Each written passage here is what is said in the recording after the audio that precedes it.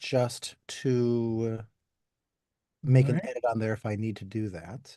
All right. Three, two, one, probably already recording and not telling me. So let's see the introduction there, which is probably Just okay. Yes. So there's a link there, which I will paste in our chat here. that's wonderful. Anyone who's sad enough to, or sorry, anyone who's enthusiastic enough to have been at the old link and doesn't see us can copy that and find their way over here. It doesn't have the cool intro graphic, but hey, it is live and it is us.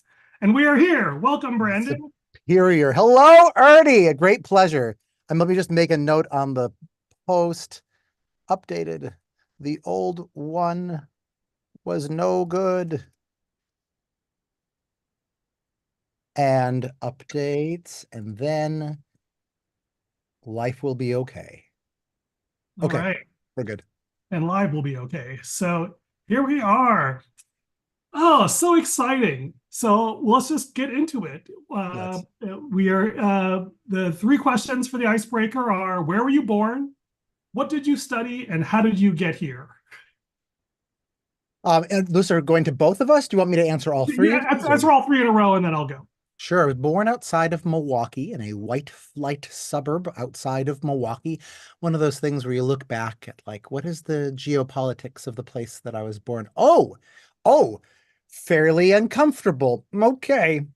Milwaukee, which by many metrics is the most racially segregated large city in America. My parents, before they retired, actually, are Christian ministers, and they have done a maybe the largest racial reconciliation nonprofit inside of the city of Milwaukee. Proud of them, very proud of them. Anyway, born there, they told me to get the heck out of Dodge when I went to college. They correctly, I think, inferred that I would do better if I got out of the state and just got off of my own. And so I got a free ride because of my PSAT scores of all the things in the world to America's greatest party school, Arizona State University. That goes back and forth between ASU and a couple other colleges, to be fair, as time goes on. But at the time, it was ASU. At the time, there was a Simpsons episode that made fun of how easy it is to get into Arizona State University. But Arizona State had and still has one of the greatest honors colleges in the nation, which I recommend to everybody. Gave me this great books, kind of great books light education, and was also, like a research university. So I was able to get the both of those worlds and got grounded in what did I study in college? A lot of great book stuff, and then anything that was shiny. So I just randomly took classes. I was the first person in my extended family to go to any kind of four-year university. And I didn't know how one was supposed to do it. And so I just took semester after semester, whatever the coolest classes Wait, were. you actually went there to learn? Yeah, yeah, I did. Ah, I did. because you didn't know any better. How could I, you? I didn't know I any forgive better. you. That's a great Yeah. way of saying that. I didn't declare a major until literally the last week in my junior year when I was obligated by, custom and law to do so. And I looked at all the classes and I saw that I had most of them in religious studies, world religions. And so I just decided, okay, that's what I'll major in. And then afterwards, someone pointed out to me that there's no jobs in that. You can't, what are you going to do? And I think honestly, I'd never really considered before what I was going to do with my life. And so I decided to stay an extra year, which I did not get a free ride for. And as an out-of-state student was quite, quite pricey. In the very, economically wise, fiscally sage major of history, because we just know how much money history majors make and how there's just all these jobs that are lined up for history majors. So I double majored in that. But really, that's just because I had taken the second most classes in that. And maybe I could become a history teacher. I don't think I really understood that to get a teaching job, what you want to do is get a teaching degree. And so I just took the shiniest classes is the end. I got a master's degree in something that was nonsense, but that was my actual education. Oh, you want And what? to the rest of those too? Yeah. How'd you get here? Was the last question. Like Well, I both found the link. both I, general. I always assume that I know what the link is, and then I go every time when like it comes time to do anything on the internet. I'm like, wait a second, No, I don't. I never do. And so I had to go through my inbox again. What do you mean when you say, how did I get So here? so the narrative thread that connects what you were doing in college to why we are having this conversation and why you agreed to have a random conversation with a bizarre stranger in front of millions of people on the internet. You're not that bizarre. We'll I see if you still feel that at the end of our conversation. I I had this experience chasing the shiniest classes. And honestly, even before that in high school, I dropped out of high school for a year to homeschool myself because I was just sort of bored in high school and I thought I could do a better job of it. Turns out I was really lazy and I didn't price that into the equation, but went back my senior year. But I've always just tried to chase the shiny. And after college, I fell in love not with religions, not with yet another world religion or another school of history, but with the whole field of education. And I went between, like a John Taylor Gatto sort of unschooling, deschooling thing. I went to classical education, both in its secular and its Catholic and Protestant forms. Went there's like really weird, amazing Ayn Rand. I'm not an Ayn Randian in any way, shape, or form, but there's a really cool Ayn Rand inspired school in Southern California that I just think looks like one of the most amazing schools in the world. Montessori, Waldorf, all of these things, right? And thinking every time that I was reading any new philosophy that, oh man, like this is the philosophy that makes sense of everything. And then, over some course of time would talk to some people who actually were practitioners of this type of education and realize that no, they just do this one weird thing, which to be clear, like is something worthy of falling in love with. But I was assuming because it just seemed obvious to me, like you'd also want to carry through all of these other insights from all of these other types of educational philosophy that they were, pardon me, misswallowed my tea, that they were carrying these through. But no, they were never doing any such thing. They were always just, like they were always just having this one weird idea. They were missing the forest for the trees. And over time, when I then went to graduate school at the University of Washington in education, just to get a sense of, okay, what is the lay of the land? They have this program called the social, no, what is it called? The Social and Cultural Foundations of Education, something like that. And I wanted to just get the biggest sense of education possible. And I realized that among the professionals who talk about education reform, that none of them understands what the shiny is. They don't have a sense as to how the things that we're learning in education can matter to students. For them, so often, not all the time, but so often, the stuff that we learn in school is this, kind of embarrassing. Like, well, I suppose they've got to learn something, but ignore that. Let's just talk about like education as if you could be learning anything or could be learning nothing. They didn't understand how delicious the world can be in both like a good and an awful way. And yeah, they didn't get that. They didn't understand that at all. They didn't have a sense of the shiny. And I realized that this is what I've been doing is essentially the shiny. And then I randomly, very randomly, while looking for a very different book in the education section of the stacks of the University of Washington, ran across this book by Kieran Egan, Getting It Wrong from the Beginning, critiquing the foundations of a progressivist education, though he's also critical of traditionalist education, but doing an actual sort of new history on the roots of progressivist education.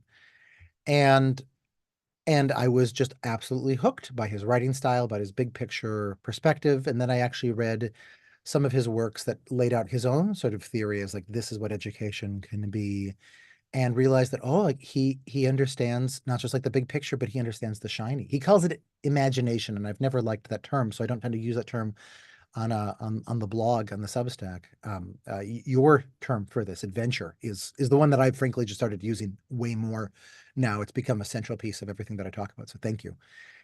And yeah, that's how I'm here. Also, the Astral Codex book review contest in 2023, which the book review of Egan's book, The Educated Mind, happened to win.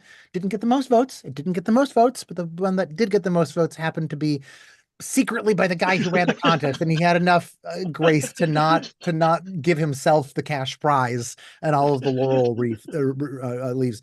And so I was the sloppy second best on that, and I'll take it. I just took it. And there, that is that enough? That is perfect. Yes, and I'll fill in a little bit more of my dialogue when we get there. Thank you. So I, you were born in a place out of racial segregation. I was born out of war.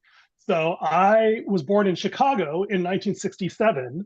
My father was a doctor who emigrated from India because the Vietnam War had sucked up a lot of doctors. And so they changed the rules to make it really easy for Indian doctors to emigrate to the US. That's why there was such a large claque of, especially in the Midwest, all these Indian doctors. It was like a trope, in the 70s and 80s, the Indian doctor, because of the Vietnam War. So it's like, I have to accept that as part of my origin story. And that shaped my worldview. I still have a small amount of resentment towards my elder brother, who is both more Indian and more American than I am. He was born in India before I came. And so I was obsessed over theology and politics, perhaps as a desire to find absolutes. Three things I was writing down. One is that I am a high school dropout. Two, I have a bachelor's degree from MIT and a PhD from Caltech. And the third fact is I'm far more proud of the first fact than I am about the second. In that I have a very conflicted love-hate relationship with education. And how I got here was, so I grew up in the 80s, Ronald Reagan's Morning in America, deep faith in God, country, capitalism, the system, whatever. And that started falling apart at 9/11 in 2001. When okay, nobody saw this coming. I'm trying to make sense of it. And everybody that I looked to on the right and left said the same thing they said before, but louder. And I'm going, wait,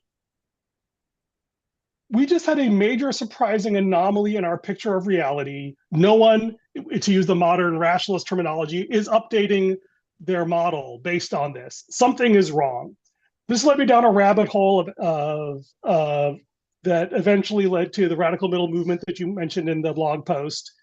But coincident with that, so like you, I was raised in a fairly conservative, young earth creationist tradition. And, I kind of gently escaped that into compatibilism in graduate school. So that wasn't a major crisis for me.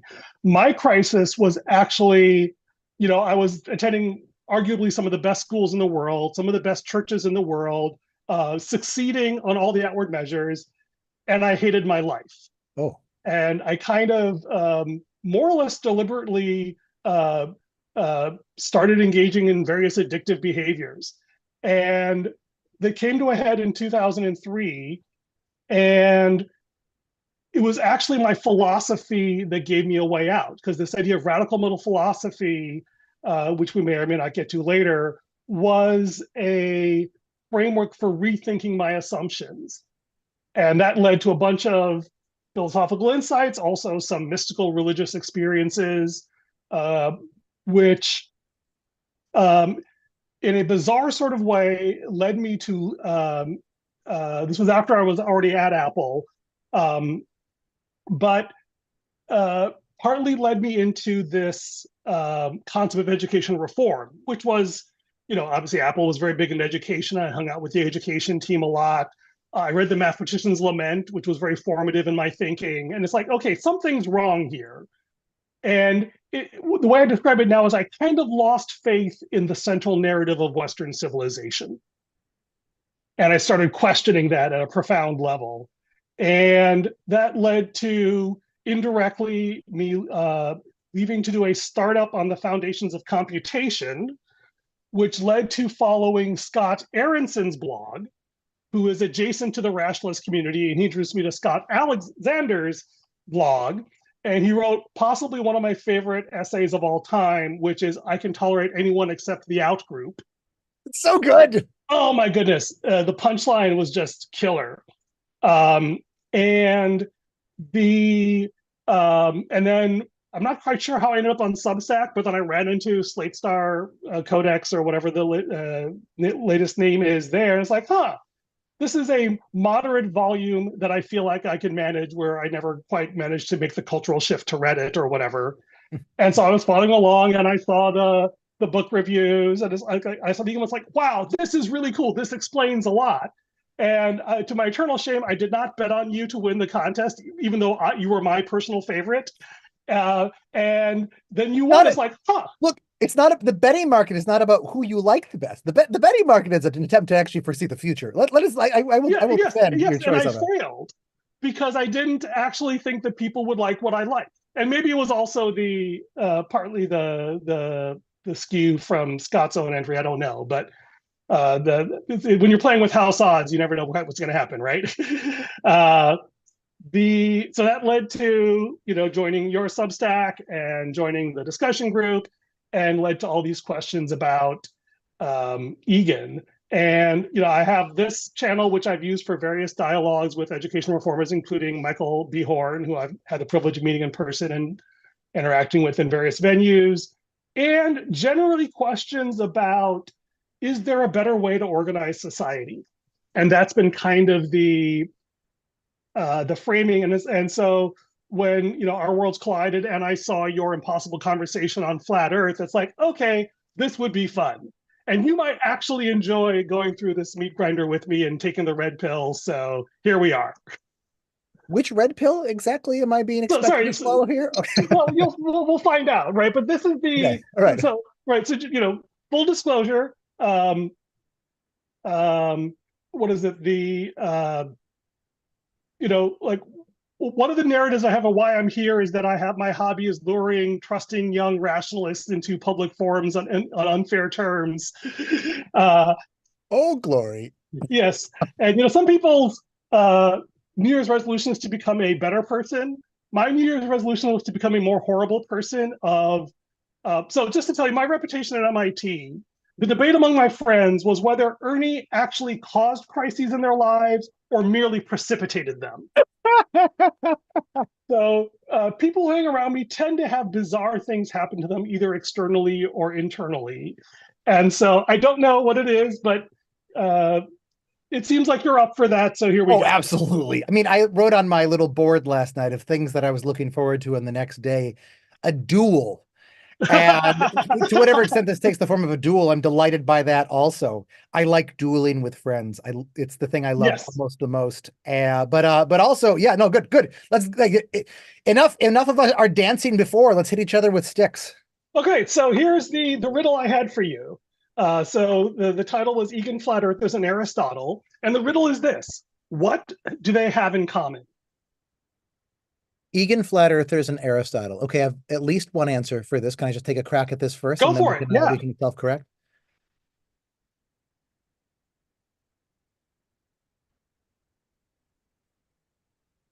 I teach a lot of Aristotle, not in philosophy, but in my science. This is, this is my science teaching thing.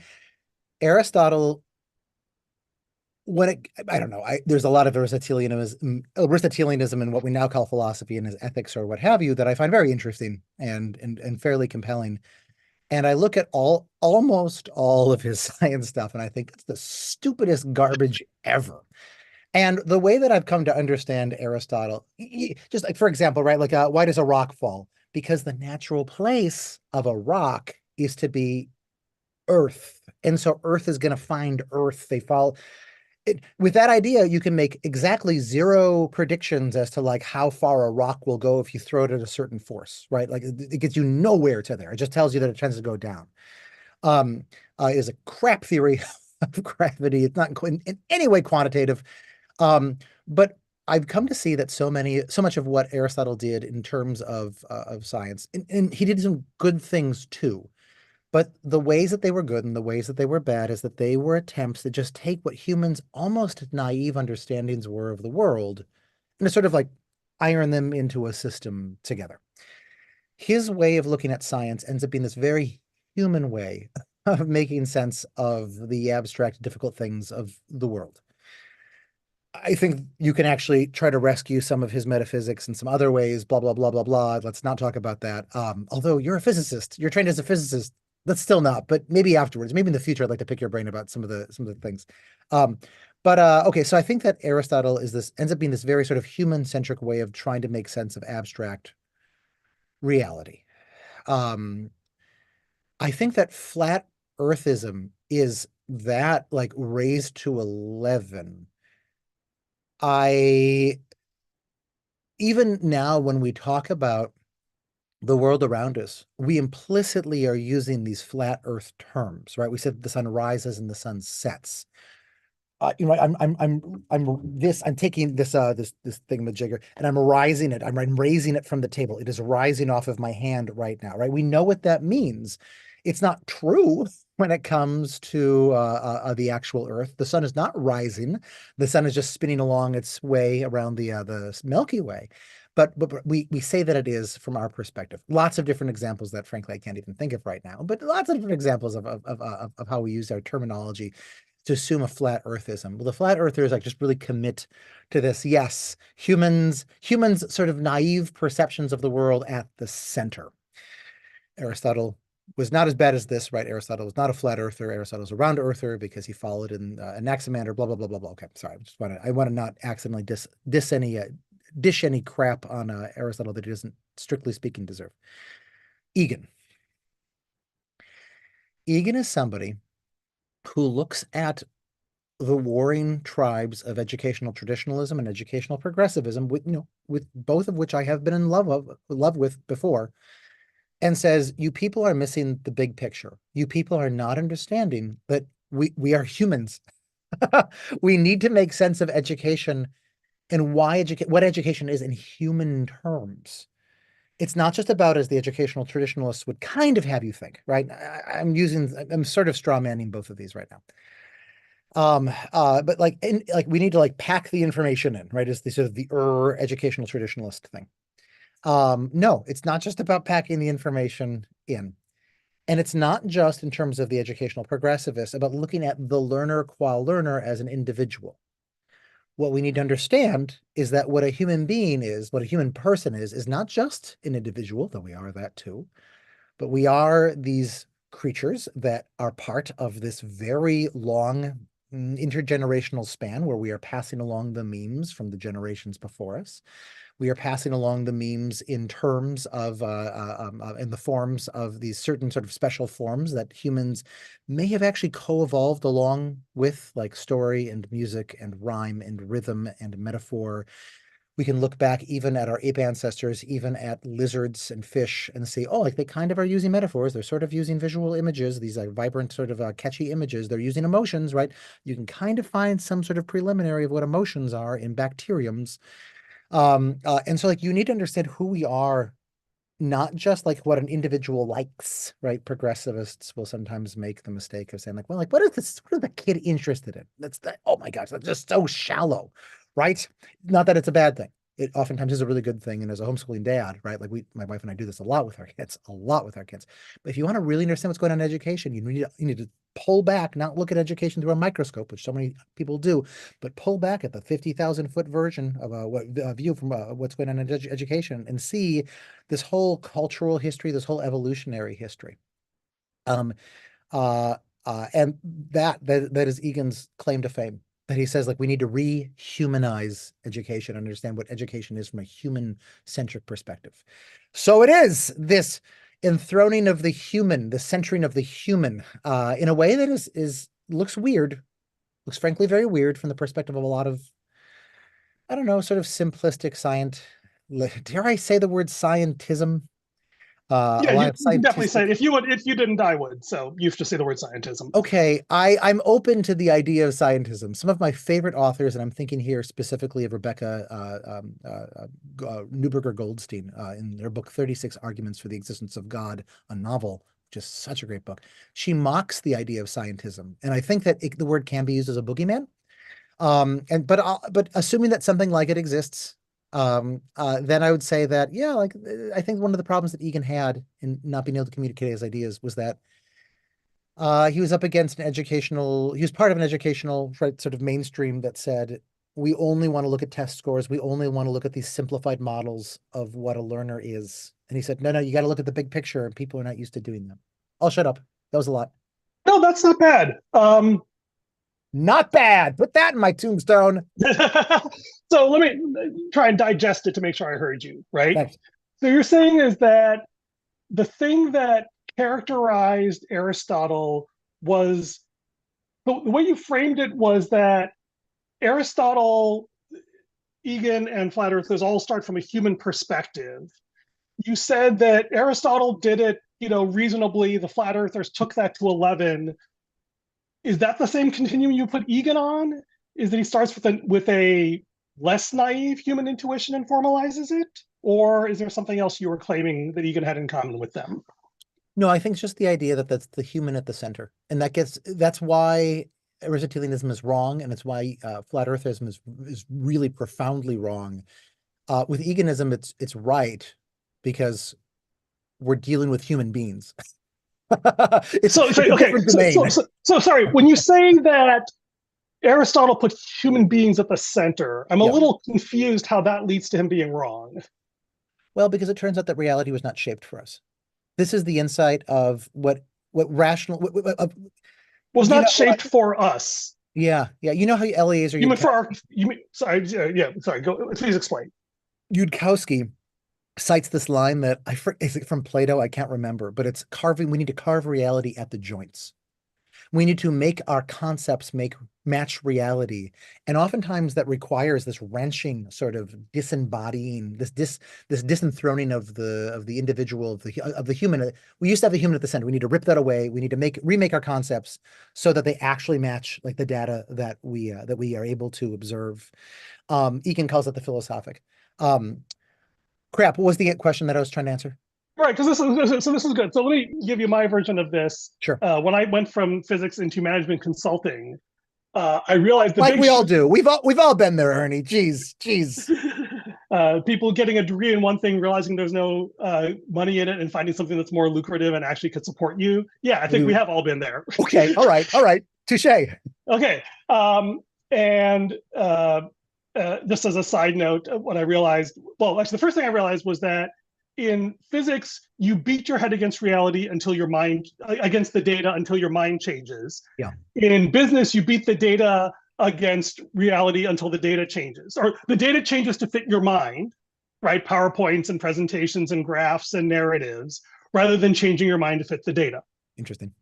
Right. And also I realized that, business has the wonderful forcing function of making money, which, as I discovered, money is fascinating, is an interesting diversion at 40 hours a week, but a complete waste of your life at 80 hours a week. And as I like to say to a scientist, money is like toilet paper. It's bad if you don't have it, but you don't want to spend all your time thinking about it. But anyway, yeah. So this idea that, so I think it's still a fair question. So I could argue that Aristotle's flaw was that he expected reality to make sense to his intuition. Yes, correct. Yeah. And you think Egan did not have that flaw? I don't think I would put it differently if we're bridging it over to Egan. It's less about assumptions, intuitions. It's more about when you're talking about education, you want it to be human based. You want to understand how human mind. That phrase "human based" seems to be doing a lot of work here that I don't understand. This is great. Right, because I mean, human based, like, because certainly Aristotle was studying things that were not human, right? So that in that sense, he was not human. In what sense was Aristotle human based? Thank you. That's really specific.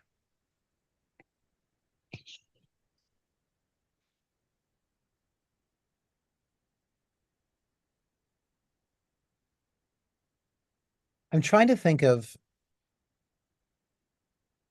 a specific realm of Aristotle's science that's not just gravity.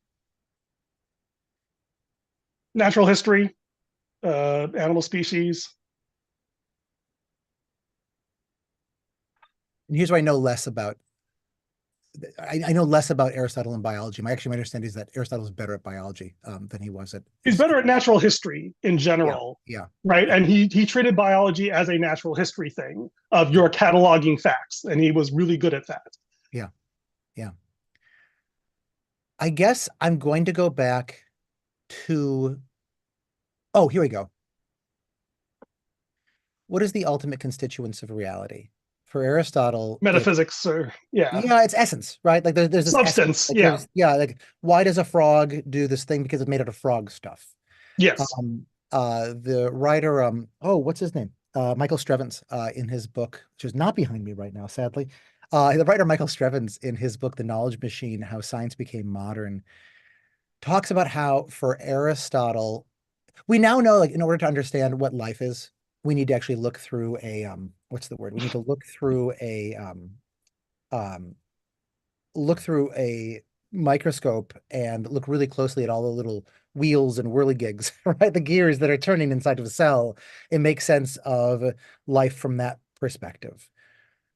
That not only did Aristotle not have a sense that there was anything interesting going on at the at the microscopic level. Uh, Beyond the human observable level. yeah, but he actually would have according to Strevens at least, he would have thought that like there is nothing like by in principle, you could not explain life mechanistically. You could only explain life through these sort of essential properties. Well, it turns out that essential properties seem to be this illusion that our minds have.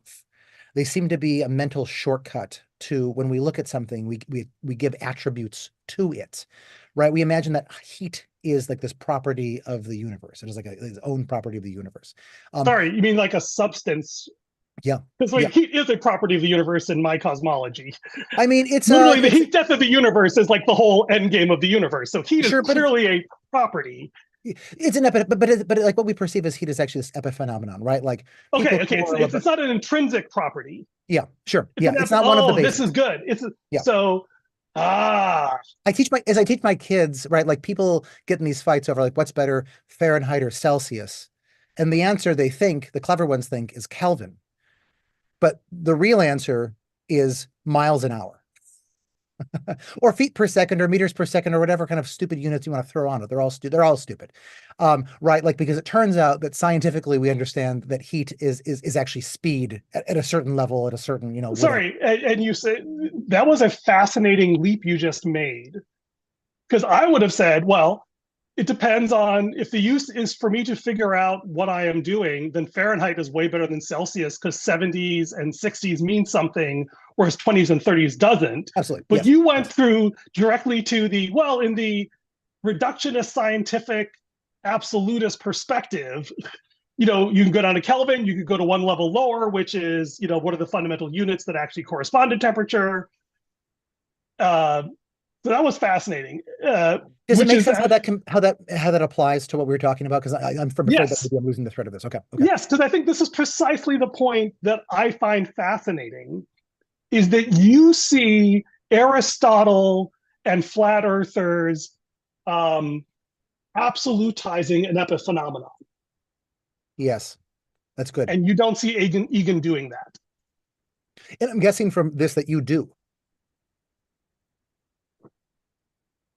Yes, so I guess this is the Yes. point where I'm supposed to reveal the answer to the riddle, and so it's comparable. I'll give you the answer I was looking for, which is a six-letter word beginning with the letter T, as the thing that they have in common that they are identified with.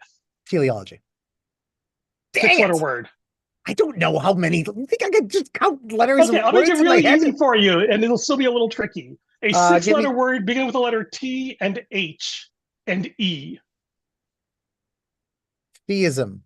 That's six. That's six. Not Yeah. bad. But Yeah. no. Okay. I mean, Egan was an atheist, What?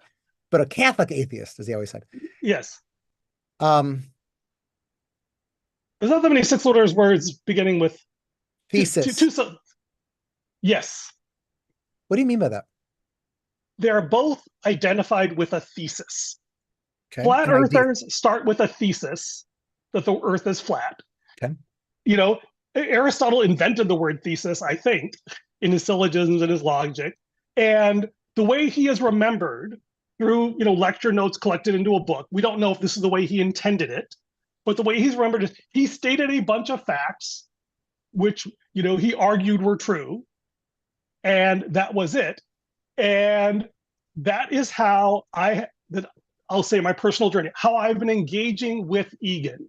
He Sure. has a thesis which Mhm. made sense of reality to me, right? I've seen the traditionalist progressive battle, and it's like, wow, this is a great new idea. Wait, the progressives had this a century ago. What's going on?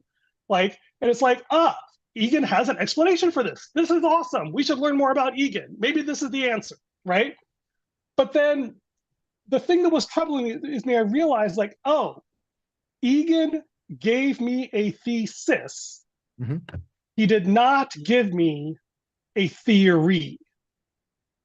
And therefore, I was experiencing all this existential angst in our last call with the book club because wait, I have no way, I have no affordances for testing and critiquing Egan. He has a thesis Mhm. rather than a hypothesis, which was not invented until the 1700s. And I think it was a slur the first time it was used, and scientists took it on as a badge of honor. And I framed this as, yeah. So let me just pause there with my answer and let you sort of digest and respond to that. Sure. So the way that I'm chunking what you're saying right now is that Egan does not seem to put us to a test. It's not obvious how one tests whether Eganism is correct or incorrect. Yes. Yeah. Yeah. Yeah, Yeah. and that's not just a simple critique; it's a very profound epiphany for me. Yeah. Yeah. Yeah. Egan, one of the reasons that Egan felt that I am led to understand that Egan felt alienated in the academy. He did really well, brought a lot of funding into his program and all that, but that he felt alienated in the academy was precisely one of the reasons was because the education reform work around him was obsessed, maybe he would say, with can we find evidence? How do we measure this? How do we measure this? And he could never get himself to get excited about that. I'm going to tell you, I do not really understand why he thought that. That seems like Really? oh Well, yeah, he thought what? why he thought that it wouldn't be relatively easy to come up with a host of different metrics that would no individual metric is perfect ever, but like the plurality of all of them He was together. unwilling to engage with that question. Well, he was willing to engage with the question. He has a chapter at the end of getting it wrong from the beginning, I think, which is talks about why he does not have any truck with it. Why he sees it as a philosophical non-starter or just a Sorry, fool. well, what is a non-starter? I lost the. Doing testing, Oh, trying to do measurement and educational research the way that we do educational research. And when right. it's telling So, you, I've read it. I don't understand his chapter. I don't get his chapter. okay. I think I understand. And Okay. this was actually because this is the thing that has been my. I think I told you this was one of my favorite lines is I have to know how Egan has sinned against me before I can forgive him. Yes. And I think I understand why. And Why? I can just share you. Okay, the bizarre question: have you read The Magician's Nephew? Of course. Yes, Lewis. Of course, yeah. So there's a scene where he steals a golden apple. Or sorry, he wants to steal a golden apple, but instead he gets sent on a quest to retrieve it and use it for good. Wow, I've Uh, totally forgotten this. It's not one of my favorite of the seven. yeah, I know it's definitely on the obscure scale, but yeah, No silver chair. Calm down. It's no silver chair or boy and his horse. Just to be, we can C.S. Lewis kind of geek out for a second here. Okay, now we're done. We're done. all right. Second. Anyway, but forget the metaphor that there's this tree that grows magical golden apples. Let's just start with that. And what I realized was Egan had gone on an epic quest to retrieve a golden apple for us. He braved untold terrors, incredible psychic pain, peril to his mortal soul, because he went somewhere that, like, literally no education theorist in 100 years had gone.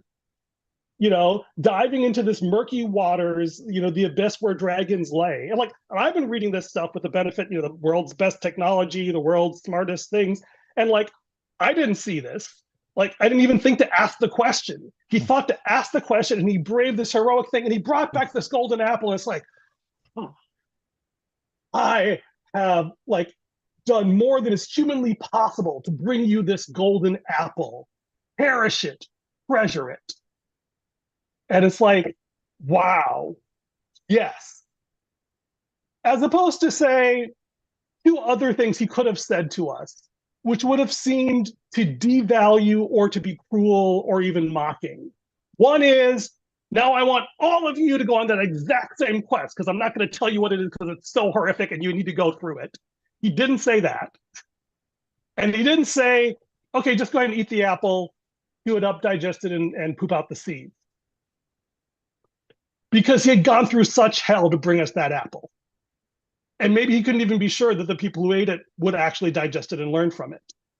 And that's kind of how I view Aristotle, is like he, in an insane moment of time, the Greek Golden Age, the beginning of the Macedonian and Roman empires, like there's, my God, the world is so amazing. I've got to like explain this to people so people don't have to start over from scratch. And it's like, yes, my gosh, this is amazing. We need to keep track of this golden apple. And, the psychic cost of saying, it's just a theory. It's a Five Nights at Freddy reference, but anyway, hopefully too old for your kids, maybe. But the idea that to take this precious thing that I've given my life to and have people just chew it up and spit it out is just offensive. And people who have sacrificed that much, it is unreasonable to expect them to sacrifice their firstborn child I'm on hearing the you altar of say, science. I'm hearing you say that you think that Egan in some way did not want everyone to understand his his idea, his thesis. No, not Okay, okay, quite. okay, It was close though, right? okay. Is that he wanted he wanted them to understand the greatness of his ideas.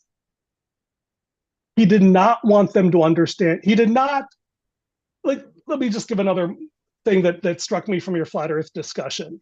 I actually think you lost that debate Oh, on yeah, the terms sure, that was provided.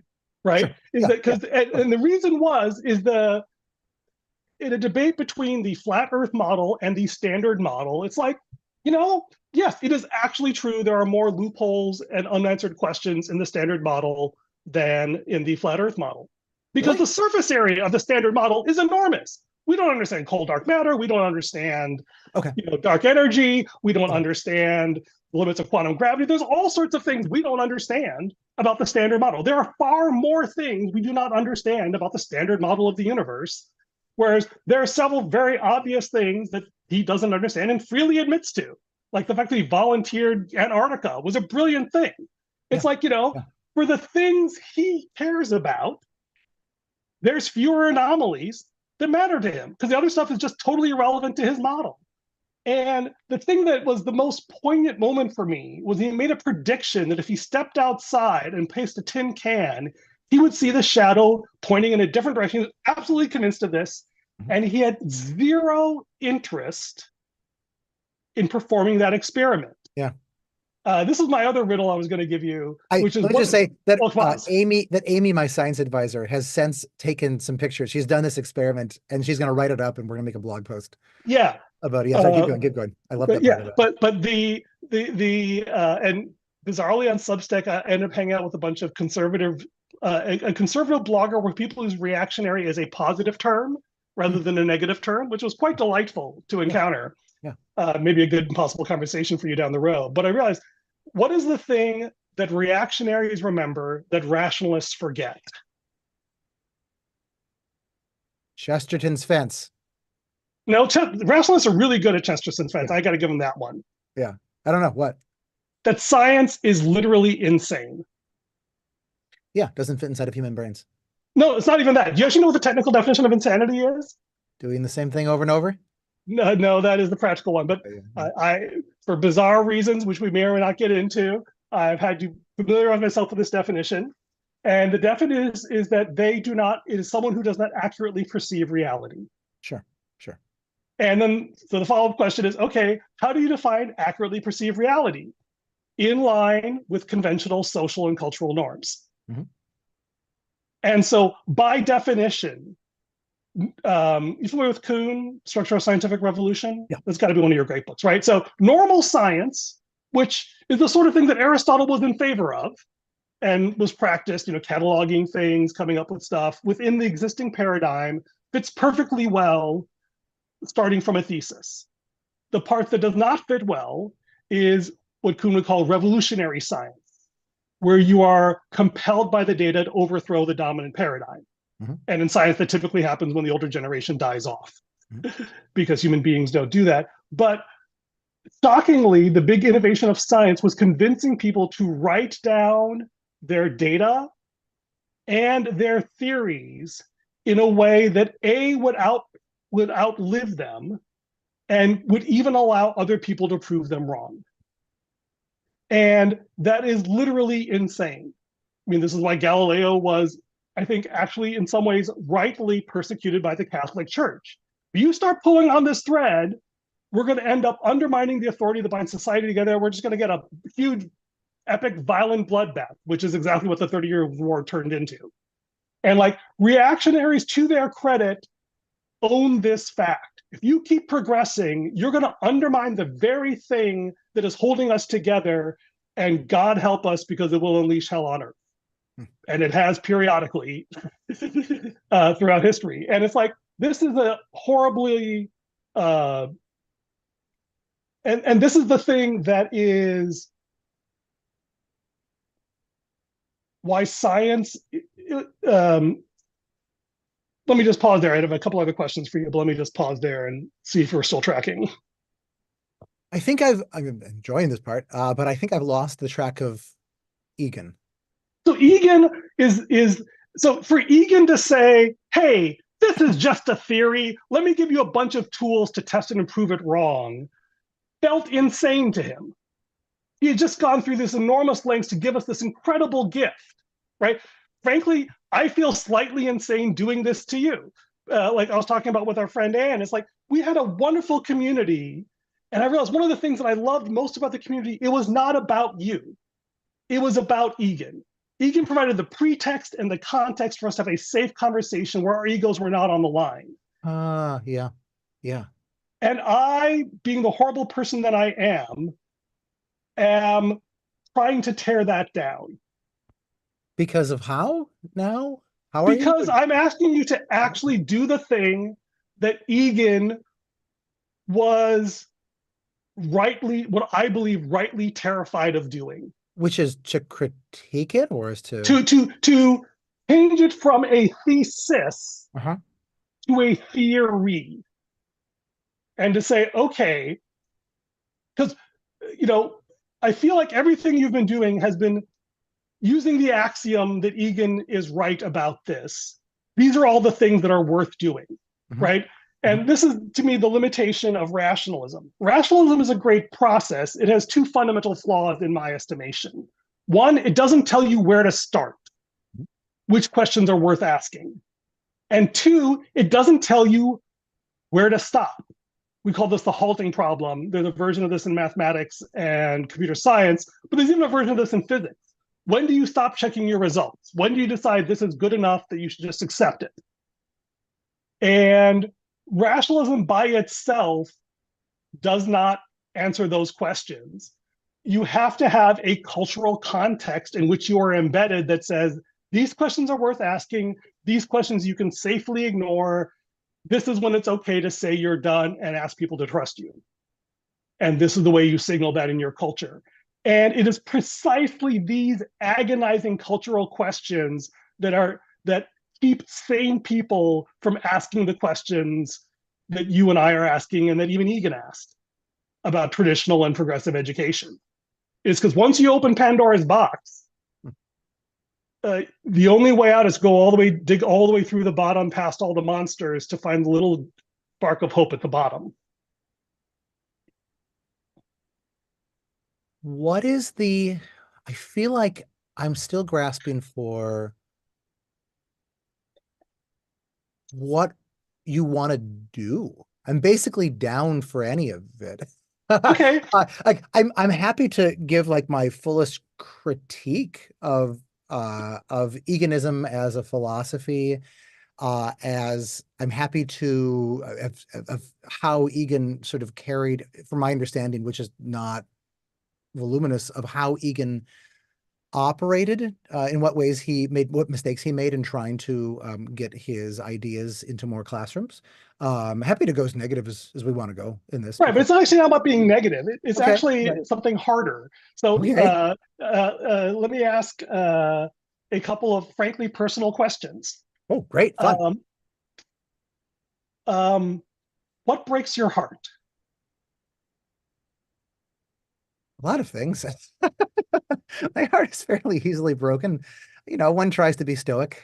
Um, one develops one's defenses. Like this crappy state of the world. Okay. Um, right? Like from the moment that from the moment that I stopped being a Christian, right? Like I set my goal in life as how do I help mend the world? And my goodness, the world needs mending in so many ways. And one of those specifically is the sorry state of education, that you can have people who obviously are wonderful people who mean the best and who are sacrificing themselves to make the world a better place in classrooms, become teachers, and they are trained by some of the greatest minds who have gone into education in our generation or past generations. They're reading the greatest books of these things, and it's all kind of doomed. Yeah. That like the grounds that they're working on are bad grounds. I don't know. That kind of breaks my heart. I mean, I try to Yeah. approach it from the sort of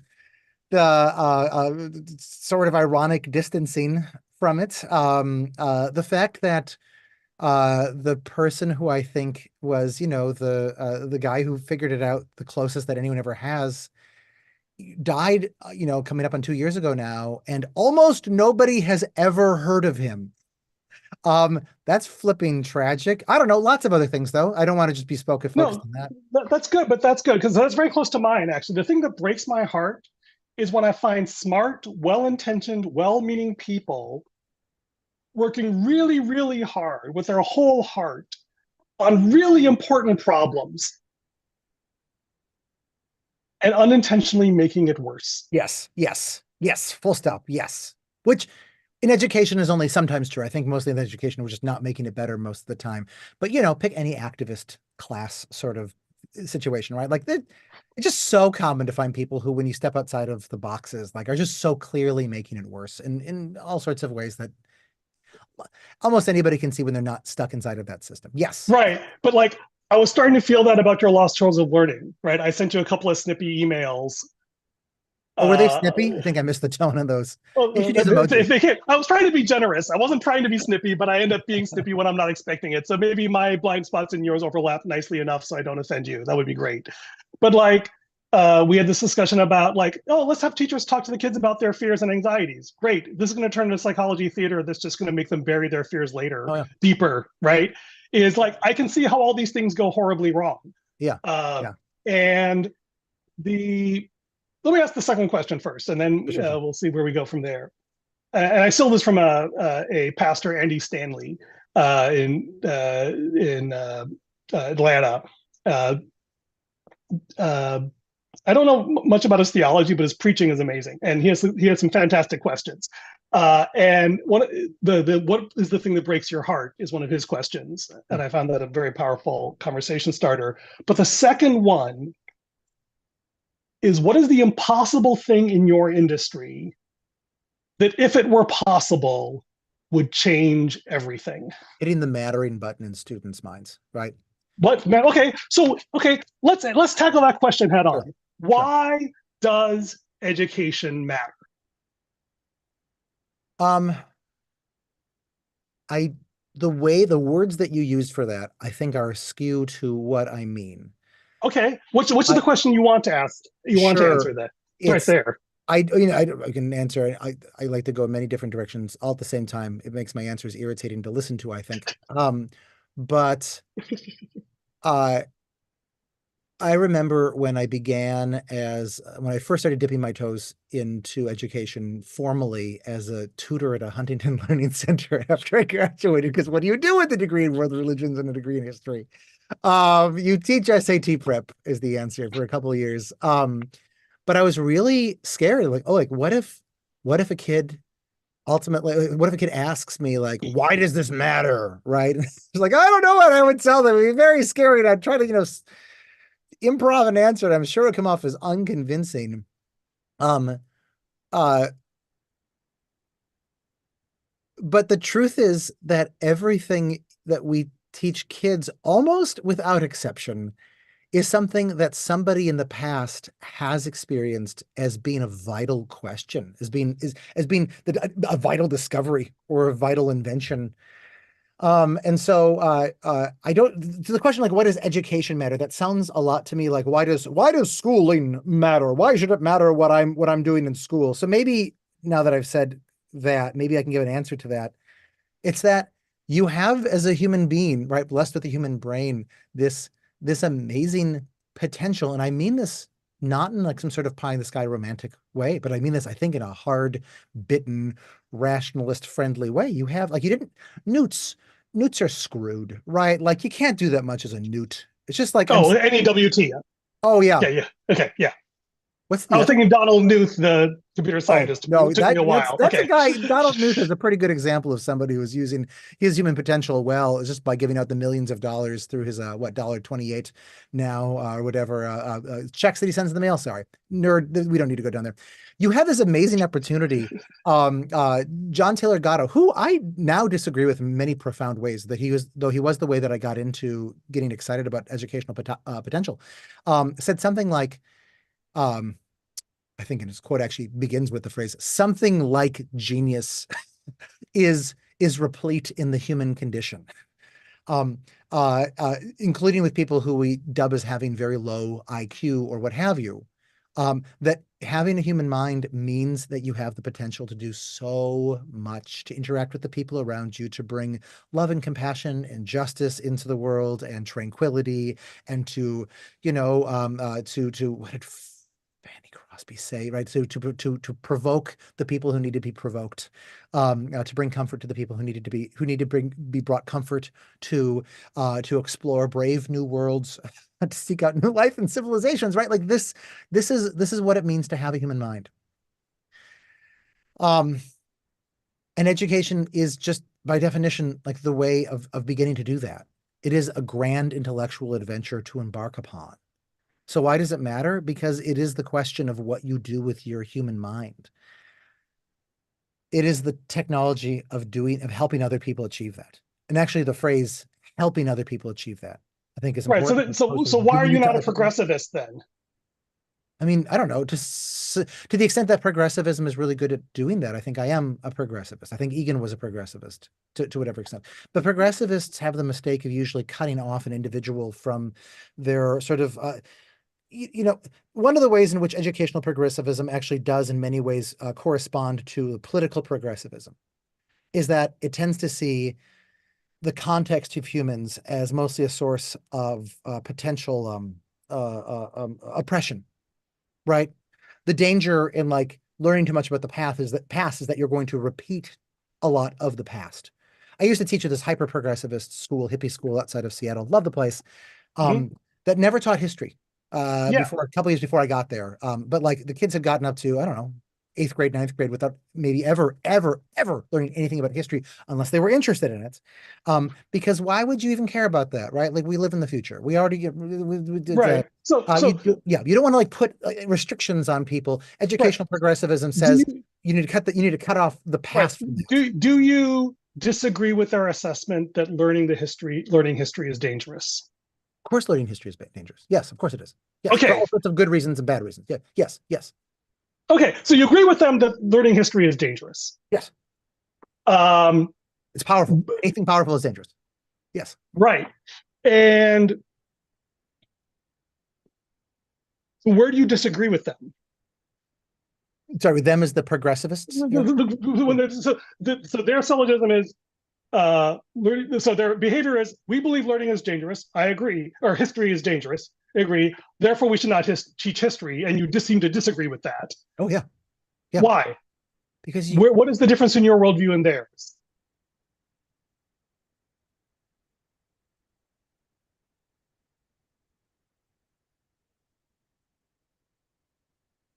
I'm going to assume right now the goals of these progressivists in order to show my disagreement with them. If we wanted to talk Sure. what goals would we disagree on, that's a Yeah, different conversation. yeah, yeah. If your goal is to build the brave new world, a new society that will be better than the past ones, your attempts will only destroy themselves. If you do not have a rich understanding of all of the mistakes that people have made before, in order and it's not just a negative enterprise like that.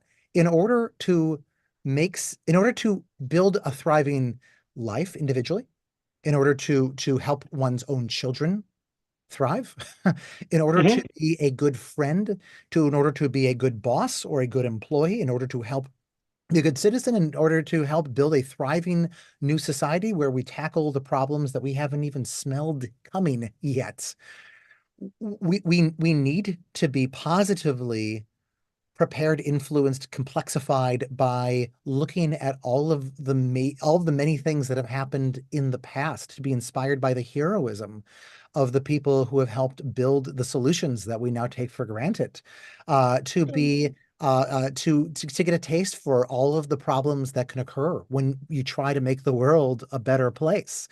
Everyone, I mean, even the dictum of those who do not know the past are doomed to repeat it. Like, yeah, I think that's true in the very specific way of you will make an insofar as you try things, you will just try the stupidest things that come naturally to us and that lead utterly predictably to disasters that hurt most the people who you're trying to help.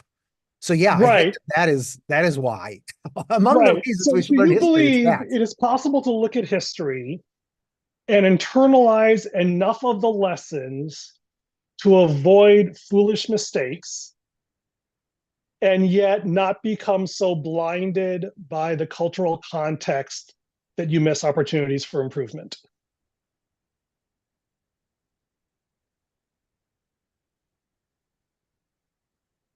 Yes. And and I feel like when we talk about like improving society or whatever, the way that my mind usually goes at that, and I want to say that I've brought this into the conversation. The way that my mind usually goes to this is this very sort of abstract place. And maybe it's just better to think of like, how can I live a happy life? I'm like the best book. Oh, I hate to tell you the easy answer to that. There's actually a trivial answer to that question: how to live a happy life.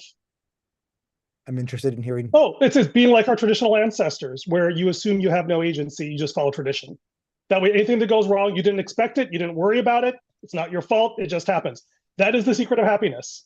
I teach classes on positive psychology, and Mm-hmm, the shining jewel of the class that I've put together is Jonathan Haidt's book, The Happiness Hypothesis. Is that right? mm-hmm, Yeah, yeah. Subtitled Finding Modern Truth in Ancient Wisdom.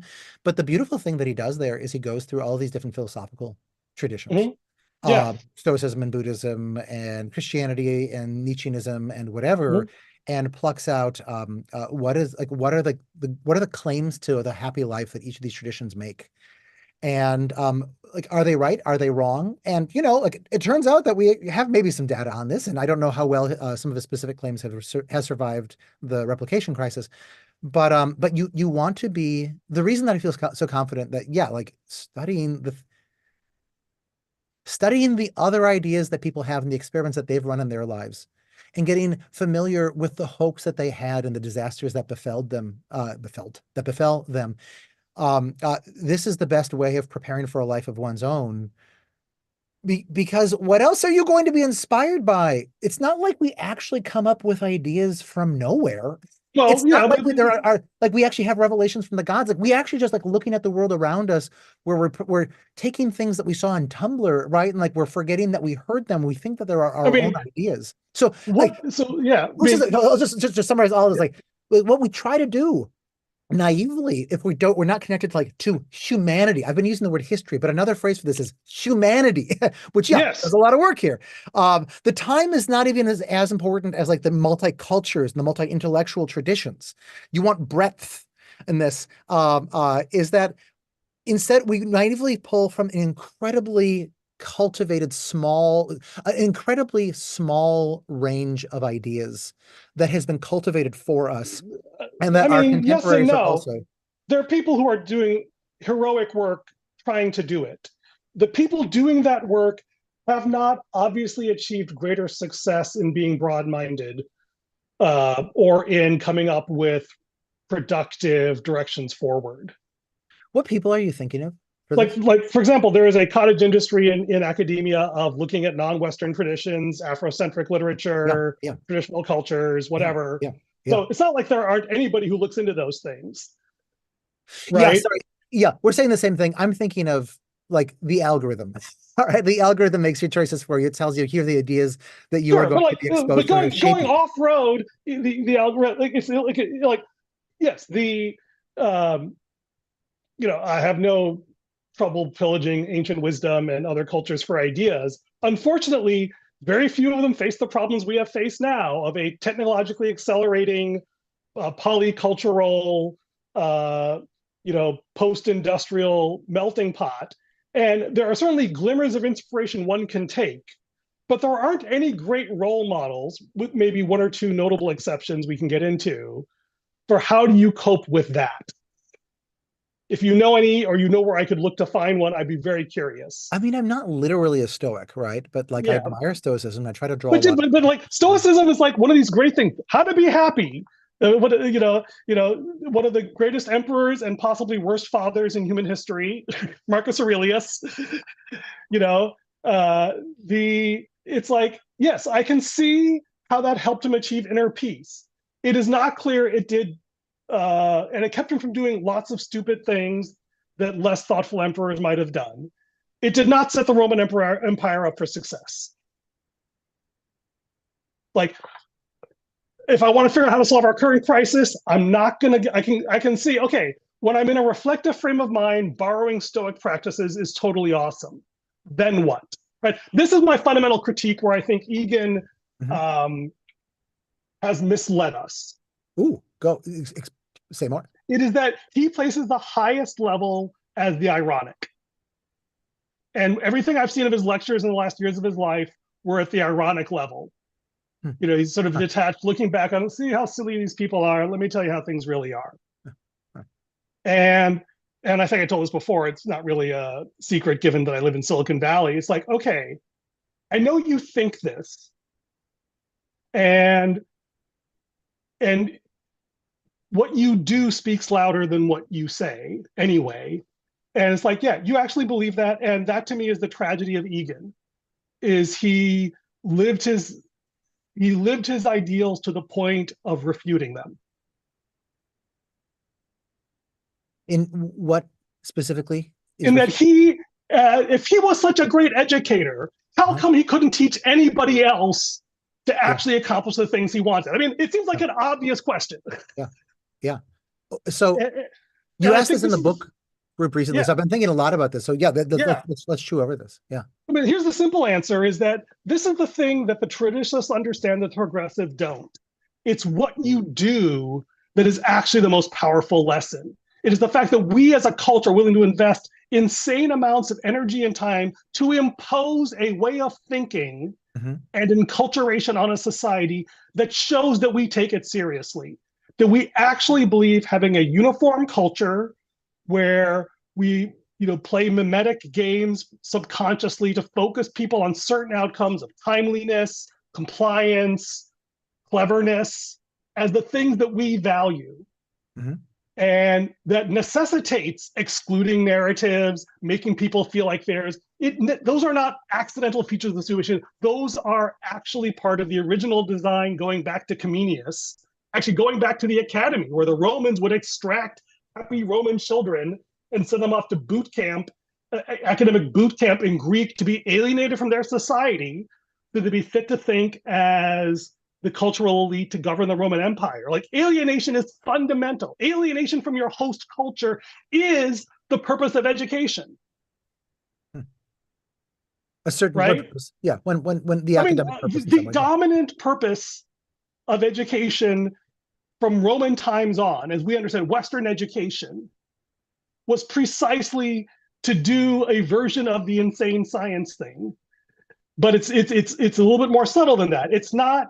It's like, okay, it is precisely to alienate people from common sense, everyday social and cultural norms Mhm. in favor of this new imperial norm, which they just present as, oh yeah, this is of course the natural, logical, reasonable thing that all educated people understand. So of course you should believe this and think this way. And this Yes. is why education's in crisis, is our imperial norm is no longer adaptive. I mean, Egan would respond to that by saying that they're like that. What you've just stated is a beautiful way of stating the academic ideal of education to alienate, right? To take one beyond one's local one's locale But it's also, and no, it might make more stronger. It is the political goal of education to alienate people from their local context so that they become more emotionally aligned with the survival of civilization, I mean, but the like the what's weird is that the opposite claim has been made, which is which that is, the purpose of education is this oppressive, indoctrinating thing to bring kids in line with their local community. so that's it. Stamp So out when you the say their local community, what do you mean by local? I well, it depends guess. on the situation that we're talking about, right? If we're talking about Yeah, Amish I education, it's think super I think local. I'm saying the same thing. Is that there Okay, is a okay. political purpose to bring us into? I mean, one could argue even in Oh, I primitive see, I see. tribes, in primitive tribes it was not alienating because the elders and the context in which your village, 150 people or less, was your emotional context, and people were living that, and you were being socialized into their context, the same context that the ancestors provided legitimacy for. And even if it was tweaked a little bit, it was still oppressive and conditioning, but it wasn't alienating, Sure. Okay, I see. I see what you're doing. or at least it Uh, wasn't microculturally isolating, do you remember the alienating. do you remember the sad triangle metaphor that I used to express Egan's three what he sees the three traditional goals of education? Yeah, go ahead, repeat that. One is the very first one historically is socializing, which I think is the claim that you're making, and I mistook it for academic. Um, that it's to make the individual like the society around them, to rear them, to raise them up in the Or society, not around them, as the case may be. which is interesting, which is a twist on that, and that makes sense in an imperial context. The second, from Plato on, was academic, to remove them from their locale, intellectually from their locale, to see the foolishness of their locale, and to raise their minds up to understand truth. Right. This is why Yes. geometry is really important. Math is Yeah, really yeah, important. And they were to yeah. philosophy and all that. And that's what I was mistaking what you were saying initially. And the thing is that I would argue that imperial education combines the two. Sure, that makes sense. That makes perfect Yeah, sense. yeah. I think Egan would have loved that, and yeah, yeah. And what was the third purpose? Is the modern progressivist one of individualization and Right. making every student Yeah, more of their own unique self, yeah. especially maybe when it goes against what the society is, Right. Yeah, well, to or subvert at the least society. yes. And this is the fascinating phenomena which I don't fully understand, which is that the um, the culture wars in the modern university, and the whatever things are. But I think part of it is that it's actually, I think, excessive success. Is that if you accept the imperial argument that the purpose of education is to alienate people from their birth society into this abstract academic strata, that would kind of explain a lot of what we see on college campuses, where and the whole culture wars and history wars and everything is, well, like, yes, this is the problem. And when so this is what I think is the hard problem that Egan dodges. Mhm. And I don't blame him for that. Like, he spent his whole energy and soul to bring us this golden apple, and he helped us to have this conversation. I am deeply grateful to him. One of the phrases that's been haunting me in my journey of the last 20 years or so was the last verse of the Old Testament, which you may remember, is that The walls? It's in no, Nehemiah, right? Malachi, Of course. Elijah, he Sorry, will I'm come in the lost. spirit and power of Elijah. Do you remember what the promise is, or the No, threat? no, no. He will turn the hearts of fathers to their children and children to their fathers, or else he will strike the land with a curse. Oh, wow. Yeah. And so, like, what does it mean to honor our father and mother? Right. Yeah, and I'm sure you have this poignancy with your parents being retired pastors. I'm still perhaps subversively still within the Christian tradition, but I still cause my creationist father some angst on occasion. Um, and this idea that, okay, Egan has been a great father. He has given us his utmost and given us a platform.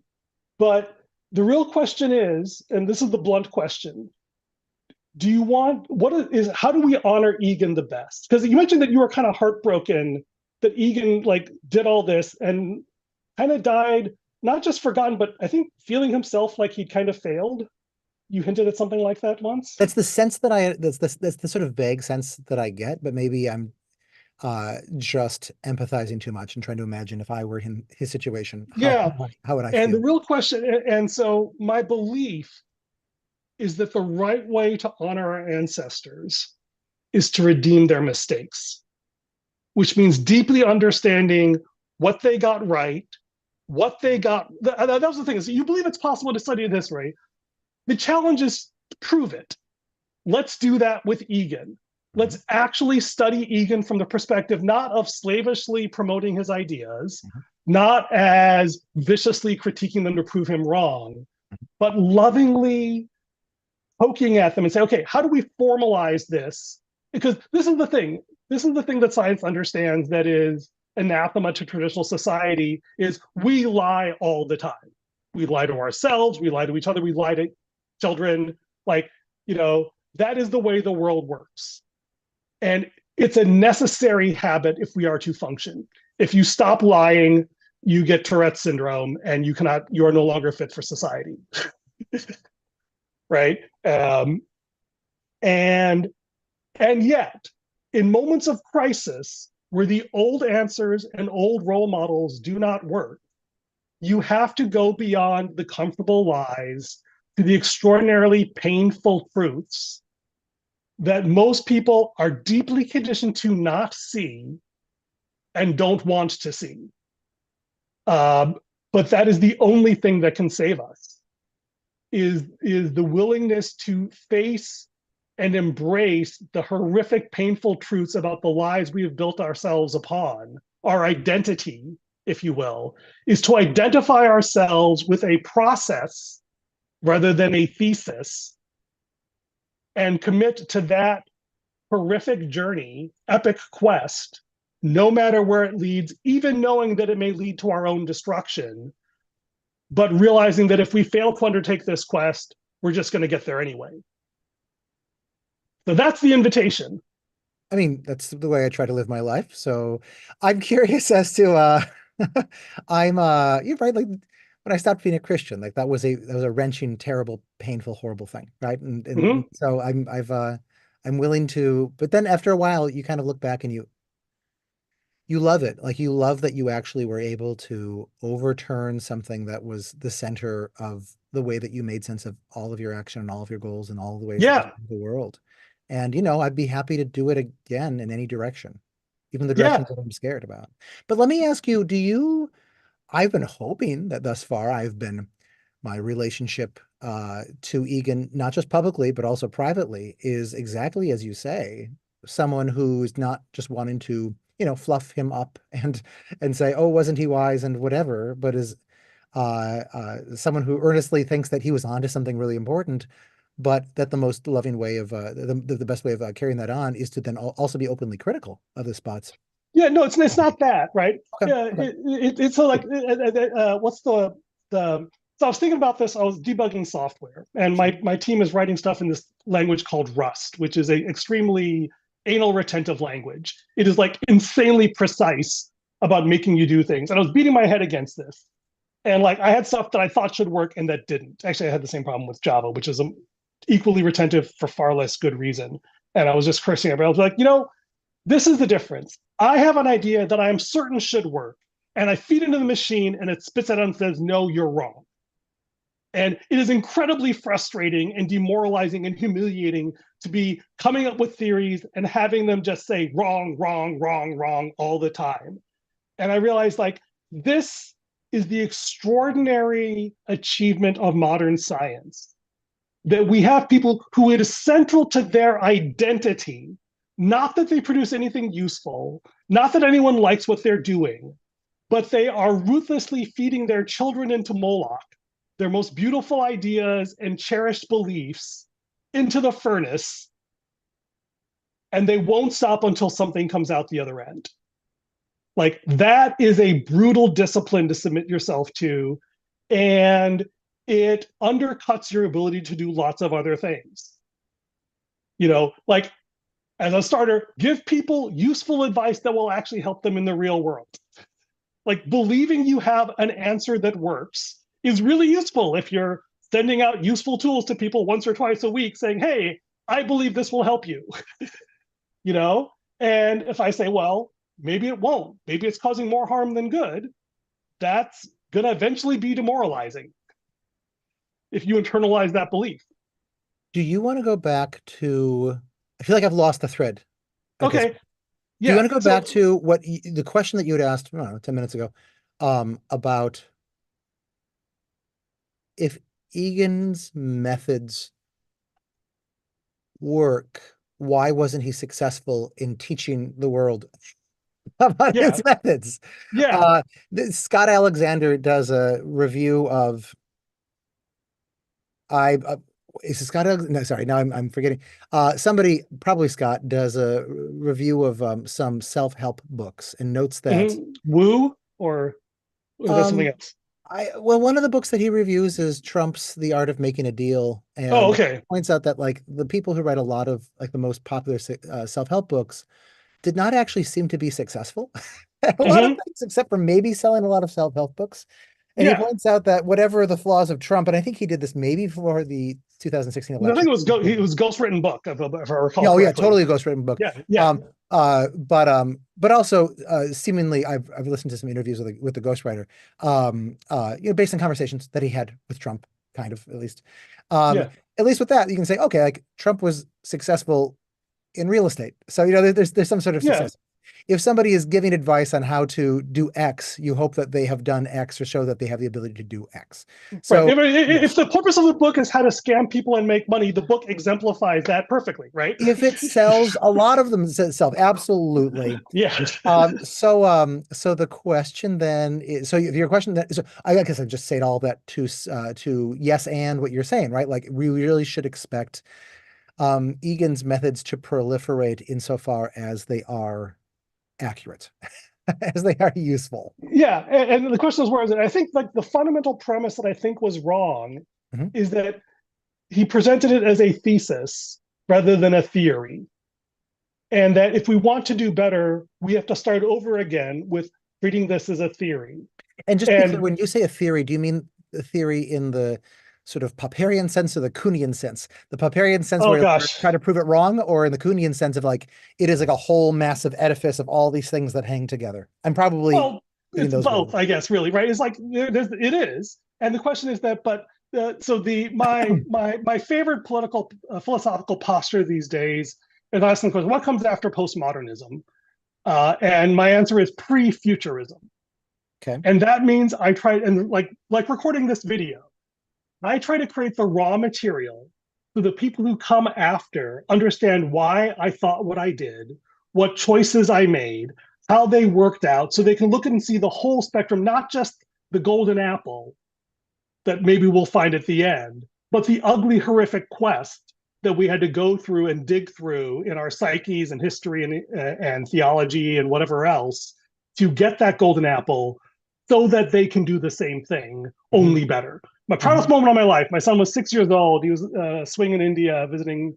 We were back there visiting my wife's alma mater. And he goes, when I grow up, I want to do everything daddy does, only better. That's Like great. that is the goal. Is like Yep. I want to deconstruct and reconstruct Egan, not because we will get it right, Mhm.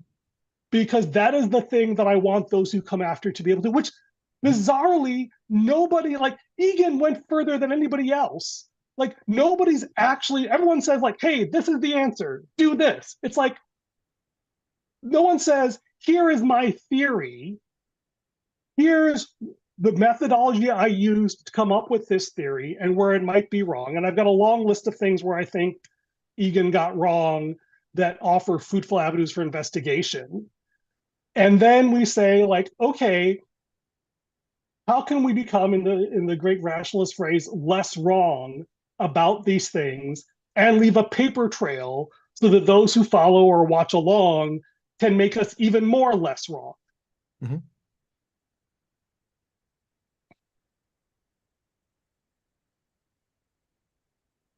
I think the thing that I should do here, conversationally, is to give my basic theory as to why Egan did not succeed at the thing he set out to succeed in. Is that okay? Okay, Does that, sure, does yeah. that, does that, does that make sense? Is that the best? Is that Like best? that, we're at time, but we can keep going a little longer. And I think Sure. having a theory, and maybe we just close with that theory, and then we can figure out next steps. I mean, we were kicking around some of these ideas in the book club, and I love the one that, oh, was it Anne or was it somebody else? If it was somebody else, I'm sorry if I'm stealing your thing and giving it to Anne. Go to Anne. Look to Anne right now, not me. Um, uh, let's throw to Anne under the bus for some reason. She's wonderful. Oh, I Uh, love her. And uh, is that is that really like the I feel like we have this naive view that if something works in any field, it will be adopted because if it works, it can show evidence that it works, and then people will look at it and say, "Wow!" And I was thinking after that book review, I have another answer for this, by the way, but I want to start with this one. That if there's,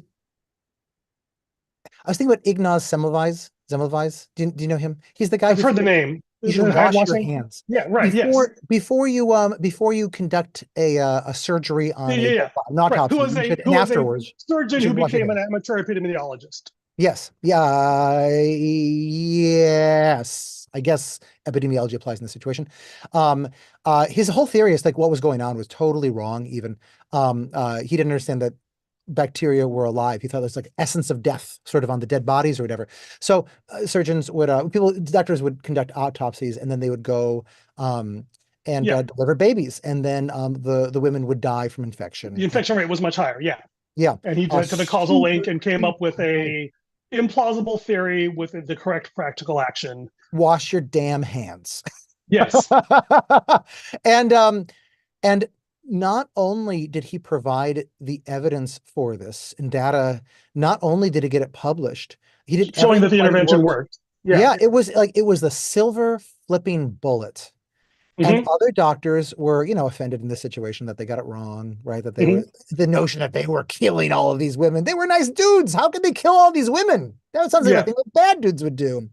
And so Yeah. they And ignored even him. as recently as a decade ago, there was still major public health initiatives to get surgeons to wash their dang hands. That's right. That's right. That's right. Yeah. I remember, yeah, Yeah. the Checklist And, Manifesto and and all that I was come quite from a a while. family of surgeons, so this is a little Yeah. awkward. I'm sure my family all washes their hands, but still. It's uh and um and then he went crazy and they threw him in an insane asylum and he died possibly of the puerperal infection. I'm mispronouncing that, I'm sure. That so many of these women whose lives he had tried to save and then some of them succeeded and then after him it failed, that they died of, right? It's like the most absolutely ironic way of dying. So even there are situations, and that's not the norm exactly, but like there are situations that are much clearer than education, where it's just requires a simple intervention and then the people die rather than the people live rather than dying, that the solution cannot stick. So I feel like our base rate should be adjusted like fairly downward to like how easy it is to convince people of new ways of doing things. So I'm totally Yeah, open to the possibility yeah, that he may have had a good idea and he totally missold how easy it was to adopt. sure. Right. Because he said, like, people are doing this, it's great, it's easier, but like, so like that's one possible lie. Okay. But then it raises the question, okay, Like he has a theory of how people learn things and why people learn things. If his theory doesn't explain why he failed and Uh-huh. he didn't know it, then that means there's still something wrong with his theory, right? Because it's very self-stem. Like if this guy was a political theorist and saying, Uh-huh. I have a political theory of how people change behavior, Uh-huh. and then people don't change behavior, I'm going to say his theory is wrong. So I guess I go, and I don't know if this answers that or not, but let me try it out. It's it's that the mind that comes up with a new paradigm is not the mind that can express the new paradigm in a way that other people can understand it. I feel like among the many reasons that I am weirdly well situated to be an advocate of eganism is the fact that I am much dumber than Egan was. And Right. so So as I try, like I have like one foot in like stupid theories of education that he had. I mean, I don't want to say too many nice things about him. Like he had fairly well transcended. He was a mid-century intellectual who's always like quoting all of these, great yeah, thinkers. he was brilliant, right? And Yeah, certainly brilliant people can be very stupid in ways that stupid people can be smart at. they can't. Like, I experienced this in my own life enough that like it is hard for me to talk to educational normies, like real educational normies, Yeah. because the things that I find that are the most obvious, and that would be frankly an insult if I had to say them out loud to somebody, because of course I should just assume that they understand this already, you know. Mm-hmm. They don't understand. It's so hard, but it's so hard to bring myself to say those. I Oh, think that was his well, problem, but 10 times as much. but this is the thing that eganism is screwed up about. That's precisely my point. He Okay. thinks that, well, if I have the right ideas and I just find the right way to explain them, then people will understand it. And my whole premise is that that is Mhm. a fundamentally flawed understanding of human nature and Yeah. education Yes. and how change happens. And like, that's the thing that's wrong with eganism, is that it totally misunderstands the whole purpose and process of education. Other than that, it's brilliant. I guess though, like what I'm hearing you say seems like the opposite of that last sentence, because I'm hearing you say that we don't hear ideas and then express and then adopt them. I mean, actually, some of us do. We don't hear ideas and understand them. Yeah. Yes, We like what is actually required for us adopt new practices is to see people doing new practices and to emulate. somatic.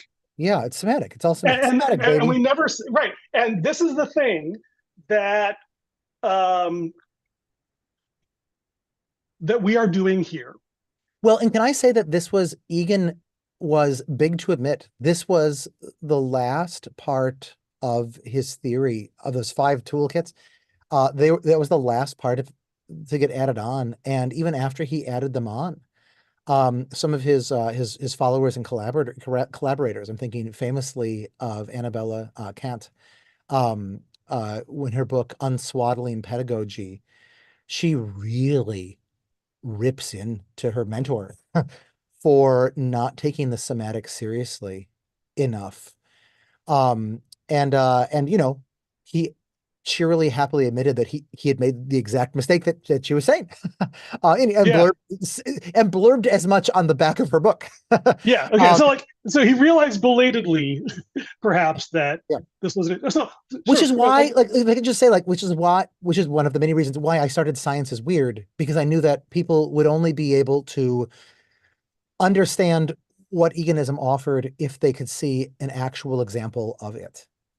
Right, and so like, and like so like, and for science, in some ways, it's cheating because Sure. the grand narrative of science is still relatively well understood and a non-controversial thing is, you know, I flat could say the earthers opposite of and that, but I'm reaction. willing to go along with this. Sure, But sure, sure. compared to history or politics or even language, it is Sure. Okay. we have good measures of performance in that space that a significant majority of Americans still agree, like, oh yes, this is better science than that science. You know, Yeah. when we start getting into biology, it gets a little dicier, obviously, with the creationism and vaccines and COVID and Boy, I'll whatever. tell And you, like physics is totally uncontroversial until you start talking about nuclear physics, right? Until you start talking gender, right? Like even anatomy and physiology is super uncontroversial, right? Like, Well, yeah. So biology is physics. Physics gets away with a lot. until you start talking about what life really is, chemistry Well, is until you super ask, chill, and right? this is the problem. So this is where we go back to your question. How do we mend the world? Okay. That was the thing that I think you actually want to do. Yeah. And this is actually, I think this is actually a great segue, is I think we need to create thematic experiences that we believe can help do that. And we prove that out in practice. And then we come up the words to describe what it is that happened. Like, I feel like this was very therapeutic for me. I don't know how it was for you, I enjoyed but this. like, yeah, but not just enjoying it. I feel like I've worked through some of my angst and frustration with Egan, and perhaps some of my angst and frustration with you. Well, I'll say that I, for my part, totally now forgive you for the snippy emails that you wrote me that I didn't actually experience as snippy, didn't understand we're supposed to be snippy at the time. Yeah, so before I entered the book review contest, um, uh, I don't pitch my book review as much as I should. Everybody, if you're interested, you should read the dang book review because it's not a terrible, it's really long, but I don't know, like it's actually It kind was of a fun to very, I read. will pitch it for you. It was a really Thanks. beautifully written piece of work. It I seduced me into believing Egan, I even if I I later regretted I it. put my face, what it felt like is I put my face for 3 months against a belt sander and tried to express Egan's ideas, which like Annabella, the first time I met her many years ago, she said like, oh, like all of us, like nobody knows how to express Kieran's ideas. Like we all are Including Kieran. struggling to do this. Um, uh, yeah, right. Like I was not on a first name basis with Dr. Egan. Okay. But she very much was. She was one of his PhD students. Uh, but and like I think at the end of those 3 months, I wrote the book review, and I think I succeeded in to some large extent. I am told by people who Yeah. known him for a very long time, that Mm. I have relatively succeeded at doing that. So if you're interested, feel free to We'll read add the it to the book show review. notes. Yeah. There's a, yeah, and put in the audio links for I can send them to you for iTunes and Spotify for it too, Oh, the because reading, the audio version. my Excellent. friend Ross for the ACX podcast did a masterful job. He hated me Mm. so much. He's probably watching this. He hated me. He was so angry at me for making it so long and having all of these hard So to many pronounce voices. names in there. He did such a great job of it. So you can like listen to, it's like a book. It's a very short book on tape is what it is. What?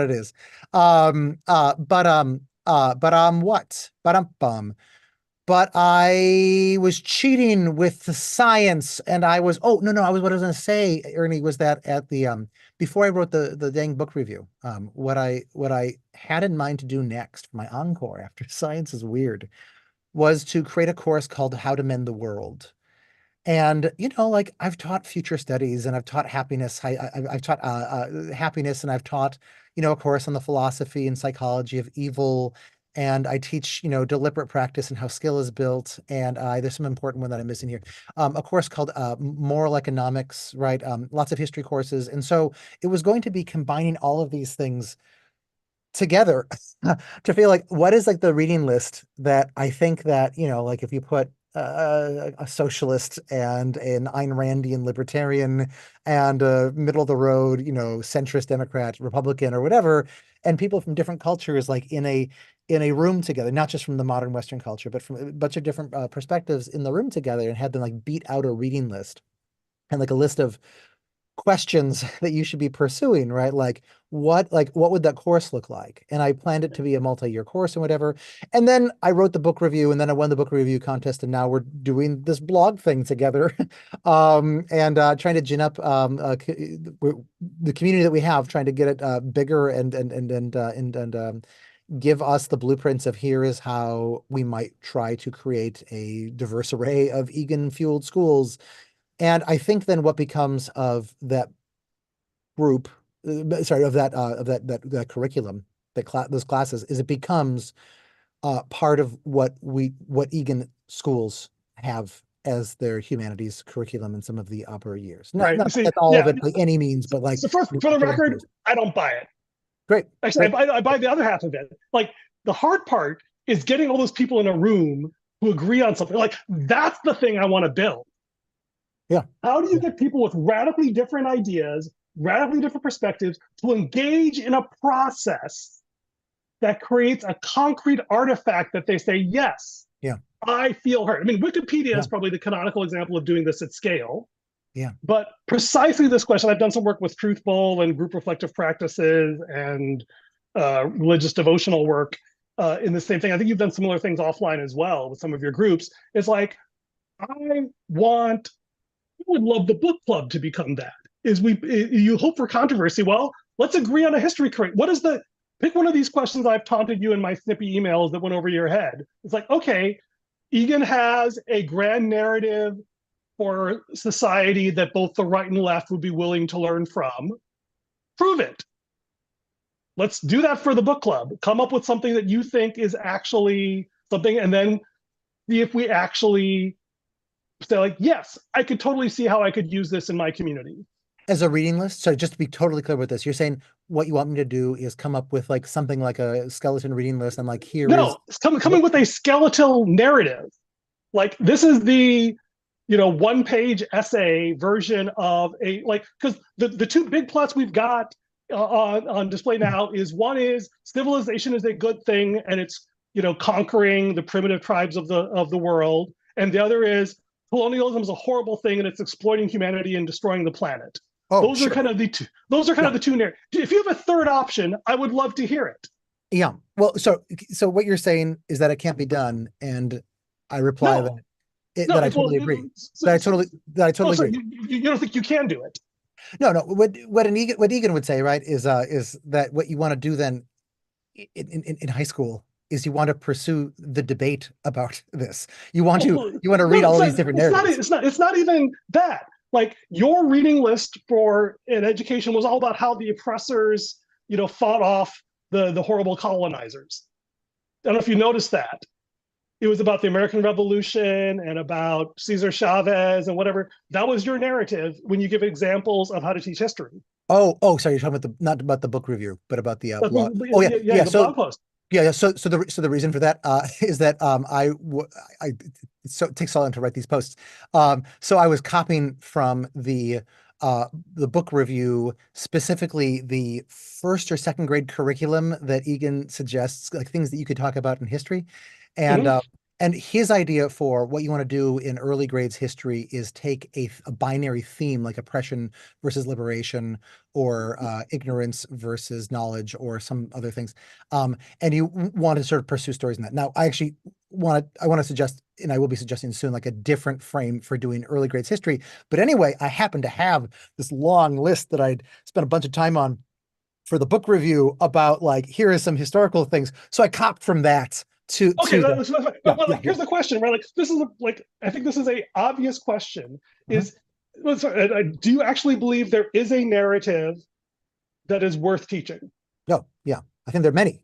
But do you think one, Well, like question, one but can rule them like all? if you have to pick or you could pick three, like Can I? three narratives that you interpose and balance against each other, but no more than three. Because like in first graders, if you have too many narratives that have contradictory, Mhm, confusing things, like mhm. I think that's a fair challenge, is Okay. to have three narratives that you could explain to a first grader that you think like is because this is the adventurous part, right? Like what is the narrative that you actually think is worth indoctrinating our children into, or the diversity of narratives that you think they need to be able to hold in their head?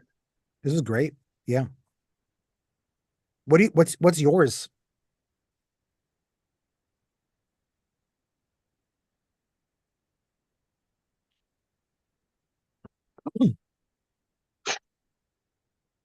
So this is a good place to end on. So what is my narrative? You were born in a wonderful place. Those who came before you did mighty, heroic acts to create this world for you, and you should be grateful. So flipping Egan. That's so great. Also, so And yet, oh, sorry. that's just the preface. but they did this at a horrific cost to themselves and to you. Yeah, it's so great. And the quest we are on is to build on the successes and redeem their failures. So great. You And know, there's a really old story that basically makes that same point, and it involves an apple in a tree. You may have heard of it. ends in a city, I'm told. Um, uh, sorry, I'm quoting Peter Thiel. Um, Yeah. I one of the reasons, just to go all the way back to the beginning on this, because I know you said you wanted to end on that, but I'm your guest, so you should let me end this. You get the Uh, final word. that's what I always do when I host things. Um, is that another answer that I'm playing around with a lot right now for reasons that I won't go into is as to why Egan was not able to convince a lot of people to see the world his way is because he was actually porting in a cosmology, a worldview that has a few different parts to it. And what you just said is one of the main parts. And that is so far from what almost anybody else in education, right? Maybe 2% of people who do serious education reform, that they are taking seriously. And he presupposed that. And he could never really bring himself to argue for that being a worldview. It only made sense to people who were predisposed to see that as the true nature of the world. Because then, of course, you should do to kids what he said to do to kids, right? Of course, you should adopt some of the educational norms that he said to adopt. Yeah, I'm looking to flesh that out right now. What Egan's implicit cosmology Yeah. So was. I think that's a great next step. Whether we do it at the book club or a separate conversation is up to you. Is what's the narrative thread that we think is worth a embodying and b choosing to impose on those who come after. Because if you don't, like I said, maybe that was his uh, well earned cowardice is that he decided not to make that front and center as the thing that he was preaching at people because he knew it would be too much.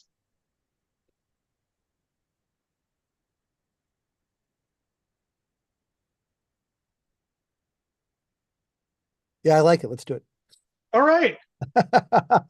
Maybe not the next book review, book club. But yeah, let's do that. I actually would maybe be interested in bringing in some people who really knew him well for this, so it's not Yeah, just but us. I'm but like I said, if it helps you intellectually to talk about what Egan believed, we could do that. Yeah. But the only really question I'm interested in is what do you actually believe, right? This is the question I asked you. Like, what is the story you want to live? Because I am marginally interested in what Egan thought. What I'm really interested in is the life that you will lead. Now And you're then getting all what are the, treacly and saccharine. What is this? what? What No, turn is this rating? I'm getting all vicious and snippy. Oh, good. No, then I can relate to it. Okay, yes, but like no, I mean like the yes, it begins in a garden, it ends in a city, and in the middle there's somebody dies, gets nailed to a cross for the sins of others. Right? That's the story that I'm living. And I think that's kind of my default assumption is that usually there's a cross hiding in there somewhere and somebody's not willing to die on it. And when people do, whether it's a Gandhi or a Martin Luther King, um, or even a Comenius, uh, you know, that's when miracles occur, when someone's willing to actually do the mimetic act of saying, like, this is the thing that's so important. I will give up all the outward trappings of success to get this message across. Even if it makes me look idiotic and foolish, that's when people take notice. Otherwise, it's like you're just saying that because it makes you look good and sells papers. and that never changes the world. What I'm hearing you say is that you'd like me to find some people to nail me to a cross. Well, I'm happy to do that part. I think the real question is, what is the thing that you would be willing to get nailed to a cross for? That's the interesting question, if Even anything. I mean anything to help to, I mean, right, like, look, I'm something of a consequentialist, right? Like, will Yeah, my one death, will my one, like, frittered away life on an obscure thing that has a low chance of actually succeeding, will it help, if correct, will it help mend the world the most? Yeah, then sign me up, right? We have but one life to throw away. This is what I have chosen, right? The work of actually trying to figure out, why do our educational reforms keep belly flopping, is the thing that I've set myself to. yeah. And And my simple answer is you need a theory instead of a thesis, and then you need to prove it on your life. I mean, is it clear that that's what I'm trying my best to do?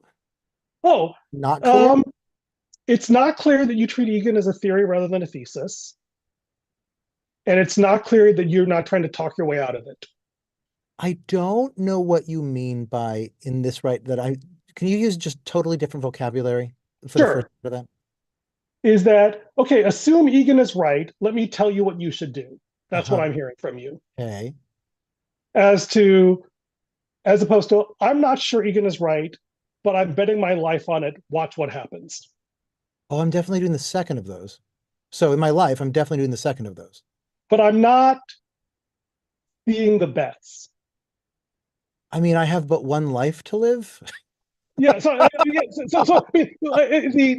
like I'm not seeing the micro bets. What do you think those could look like? I mean, certainly putting yourself out there, spending 2 hours with me, that was a bet, which could have gone sideways. That's a fun thing to do. Yeah, it's fun. So it's fun. It's fine. But like, That's I think one is it's like, okay, here's a costly thing, right? Like, rather than talking about, hey, you guys should tell stories in history, uh-huh. and like, trust me, like my one of my gripes is I feel like you bury the lead. It's like, yes, this is a really interesting question, and you dodge the most. Like, you didn't mention culture wars in how you taught history until like the last paragraph or something, or near the end, right? It's There's like, no, a the whole comic reason, yeah, called The yeah, Culture Wars. So just so you know, it's that, yeah. yeah, it's right. And the idea is that like, okay, well, prove it. Like, do you think Egan can say something useful about the culture wars? Yes. Like, then put yourself in the forum with us in the book club or somewhere and say like, hey, this is a narrative that I actually believe people on the right and left can get behind. Yes. Okay. I mean, Let no, me see the I'm impossible not going to thing. say that, but there's a different answer that I have for that. Yes. Yeah, Yeah. but Um, like that's the interesting thing is like all like don't tell me the easy parts, show me the hard parts. I mean, what do you want exactly? Like, look, like, I'm I doing I, I want yeah, literally okay, on the blog as a thing that is coming. okay, Like, yeah, fair enough. Right. My point you is want me that to have written all the things? I feel like if I did no that, no they would no just say no something, but you haven't in this other thing. Like, you're no, still no dodging. okay okay Yeah. maybe I'm being snippy. Totally open to that. I feel Like like you're being unfair. It's not the snippiness. okay, I feel like you're attacking me for something that I'm doing everything that I know how to do the opposite. So if you have specific advice on how to, I take from this though that I'm not succeeding as much as I want to be in doing this. So this is good. This is a good. So I'm updating yeah, now. This is the whole thing, which I've enjoyed very much. Would have been worth it even if I didn't enjoy it for just that one piece of knowledge. So thank you. yeah. So I think that's the point is that I But don't don't but don't but know. Yeah. don't do the things that I'm already doing. Yeah, yeah, okay. Sorry. Okay. So sorry. So the things that like the um I want to see you do something that I mean, so maybe I'm just being impatient, which is totally a failing of mine, and not being generous and gracious about the insane amount of effort you're putting into all of this, right? Is that it left me with the impression, right, that your primary goal was to give people useful tools by telling them about Egan in your lost tools of learning, right? And what I found was the ones that were grounded in your practical experience, I found incredibly compelling and interesting. Mhm. And the ones that were based on theory, like, wouldn't it be cool if someone did this? Like, felt anemic. It What do you, felt bloodless this to is good. me. This is good. What are you thinking of? So the one about facing our fears and the one about teaching history, those two in particular, Sure. where I felt like, okay, yes, it would be nice if someone would solve this problem. You've given me no confidence that you know how to solve this problem. Sure. And I'll point out that the Facing Fears one is in many ways the least Egan-y of all of them, right? It's the most far Mm, away from what Egan had proposed. yeah. Um, I think it's a really cool idea that I wish someone would force me to do. Yes. Uh, Okay. Good. Yeah. I'm yeah, raising my hand. I'm the one who forced you to like show me in a group setting how this actually works. Don't just tell me about it. As wouldn't it be nice if someone solved this? I Like if mean, you if yeah okay, if you want to solve, if you said I believe I can solve this, like great. That's what I'm here for, is to try these things out in real life and see whether they work. sure. Can I say I think you're asking too much of one person? Um, so I guess that's back to the question. What is your quest? I mean, right now, the sub job that I have, there's a phrase for this in adventure games, right? My sub quest or whatever, right? Mm-hmm. Is to get out as as many of these Egan inspired ideas as I can think of, as I have thought of, and as I have been working on over the last decade and a half, right?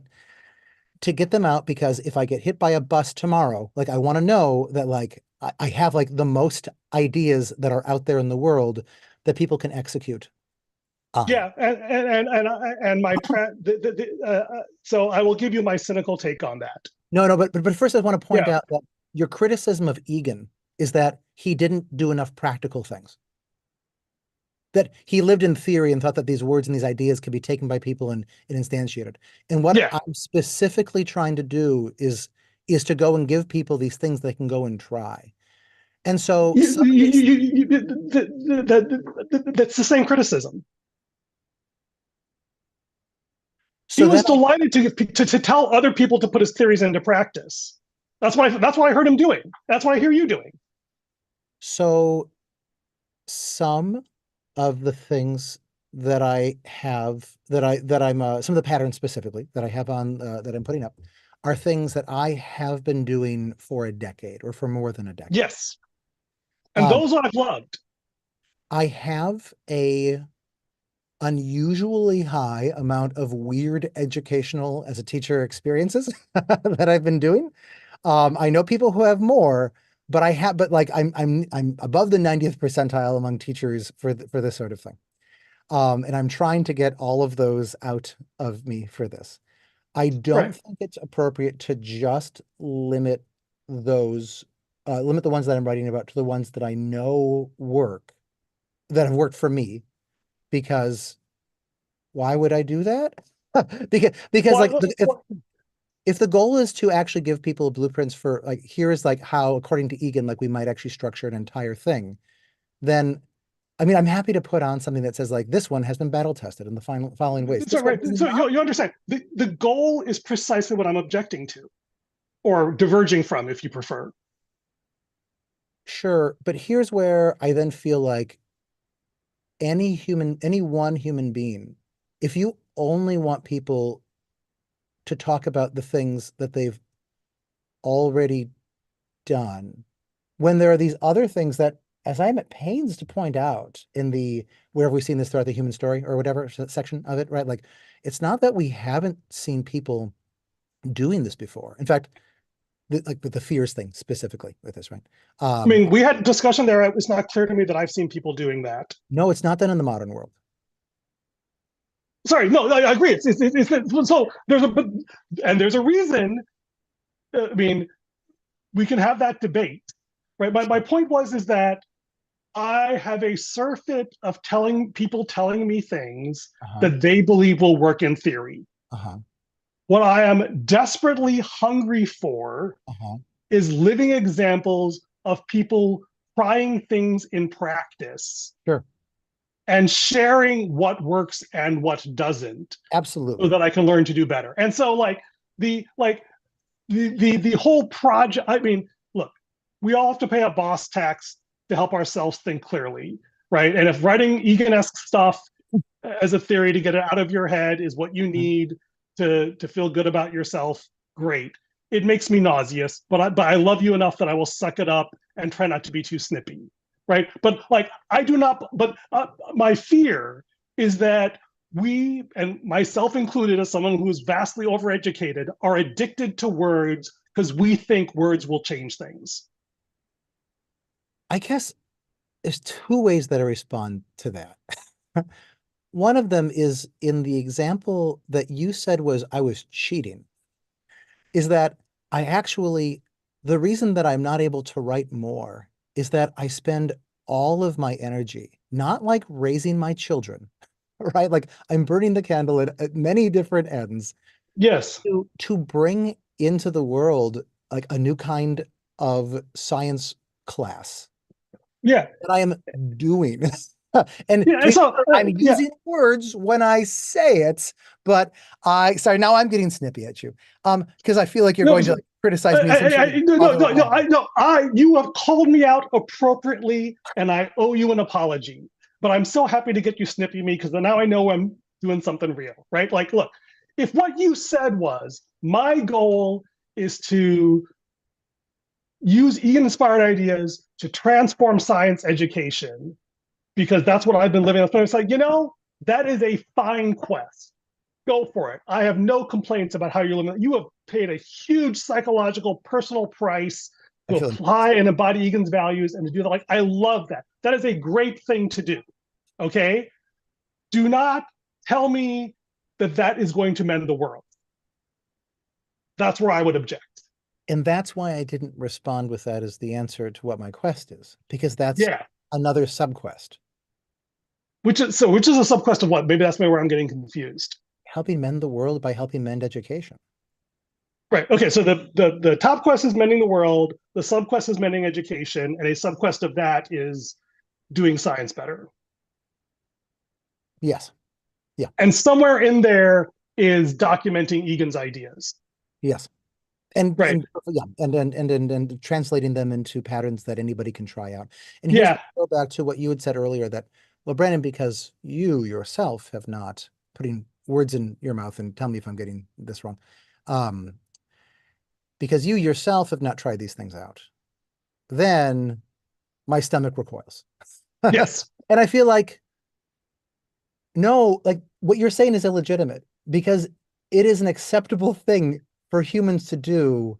Hey, look, I found this guy or this community, and this community teaches history in exactly this way, which is, by the way, true of the history thing that we talked about. Like what I talked about, and I think I cited them in there, is like classical schoolers like do the kind of history that I am Yes. talking about exactly. So like that's Yes. not But so this is where I'm going to argue with the framing.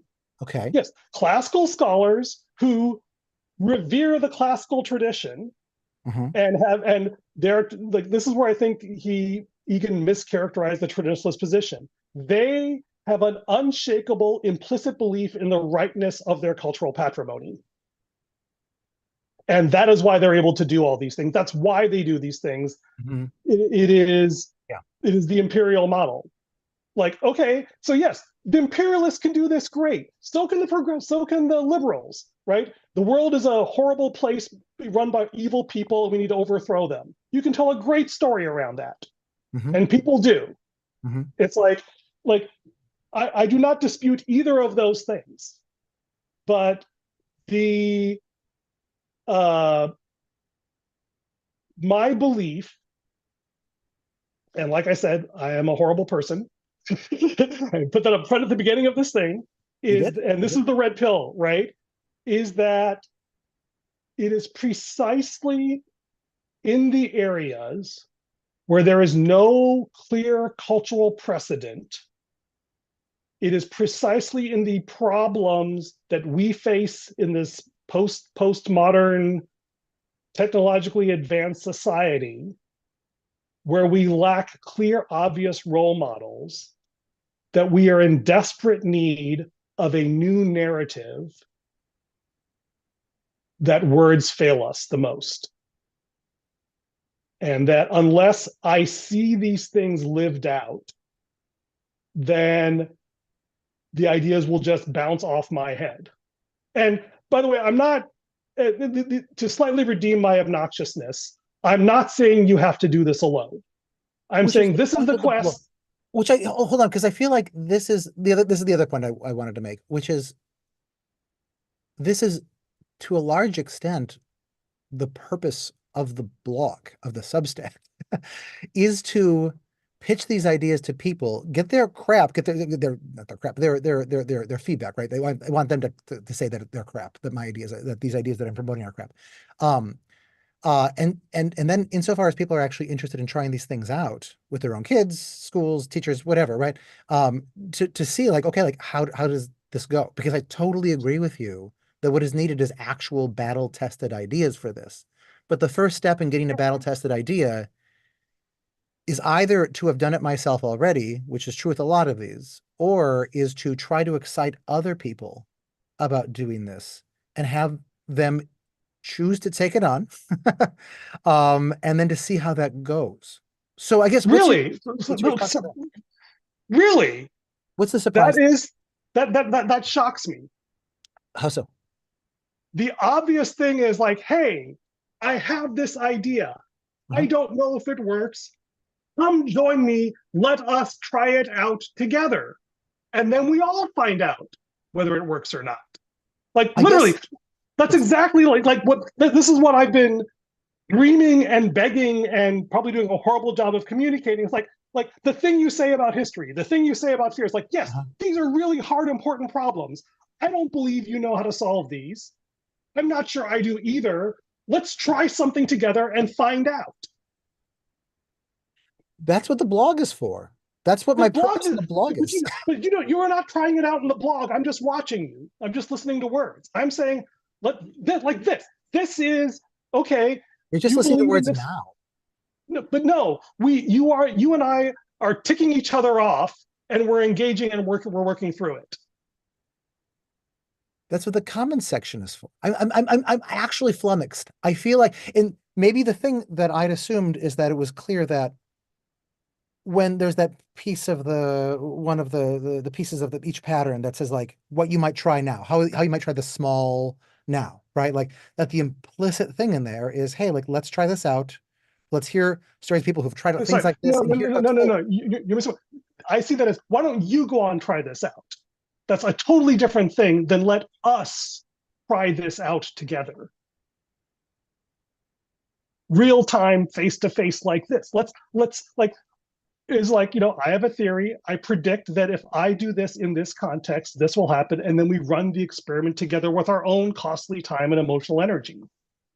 And we Is what record it on live for the internet to learn from. is what you're saying that instead of suggesting that people do this in a text-based medium, we should have live events where adults do these things together?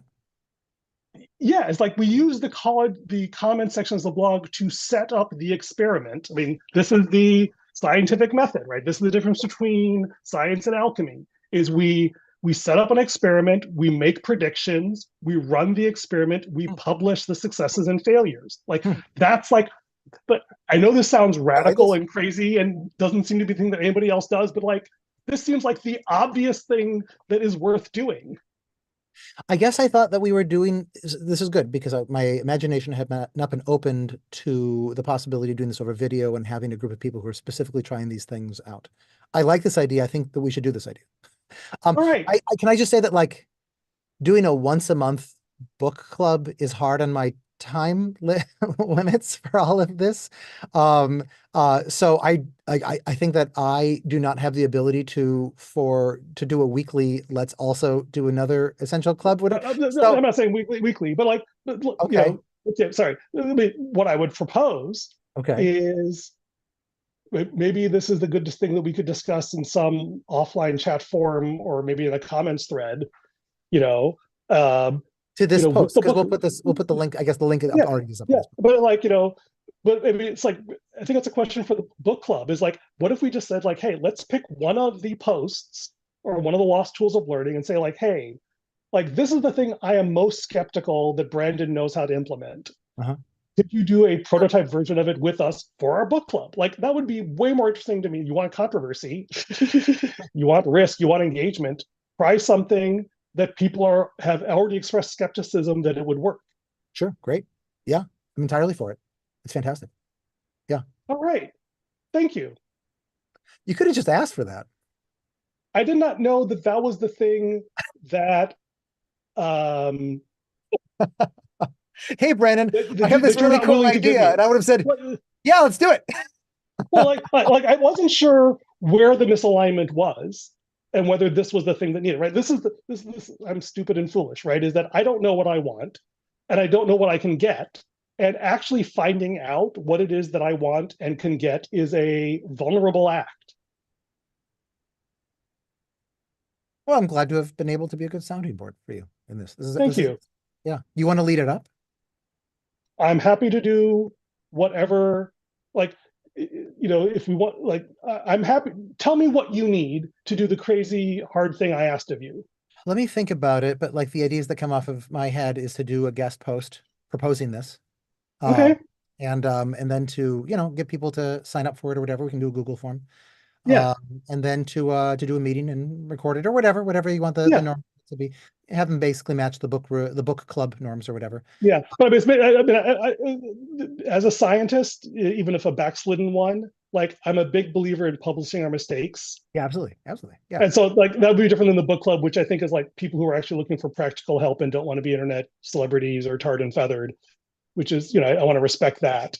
Yeah. But the thing I want to do is like this, is let's just fight it out and see what we learn. And then hopefully other people will learn along with us.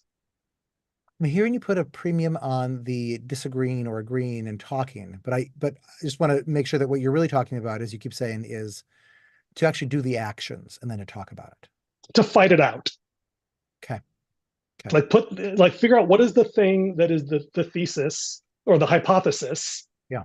And then how do we put that to the test and actually try? And usually the way I do this is you have you have the setup, you have the experiment, and then you have the reflection. Yeah. And then we say, did this work? And I've done this on theology and a little bit on ethics. It's on different on this channel or some other channels I have. And it was always talking to me that if you set it up, if you frame it correctly, people will show up and be willing to record it in public, even when we have some really epic fails. Yeah. Yeah. I would be delighted to participate in this. All right. Thank you. Yeah. I appreciate your patience in me taking 2 hours to ask a 5-minute question, but it's been fun. Yeah, and here now I realize I'm 46 minutes post doing a work date with a friend. So Oops. I should I'll let you go. All right. Thanks, I keep messing up Ernie. your Thanks, dating everybody. lives. Thank you for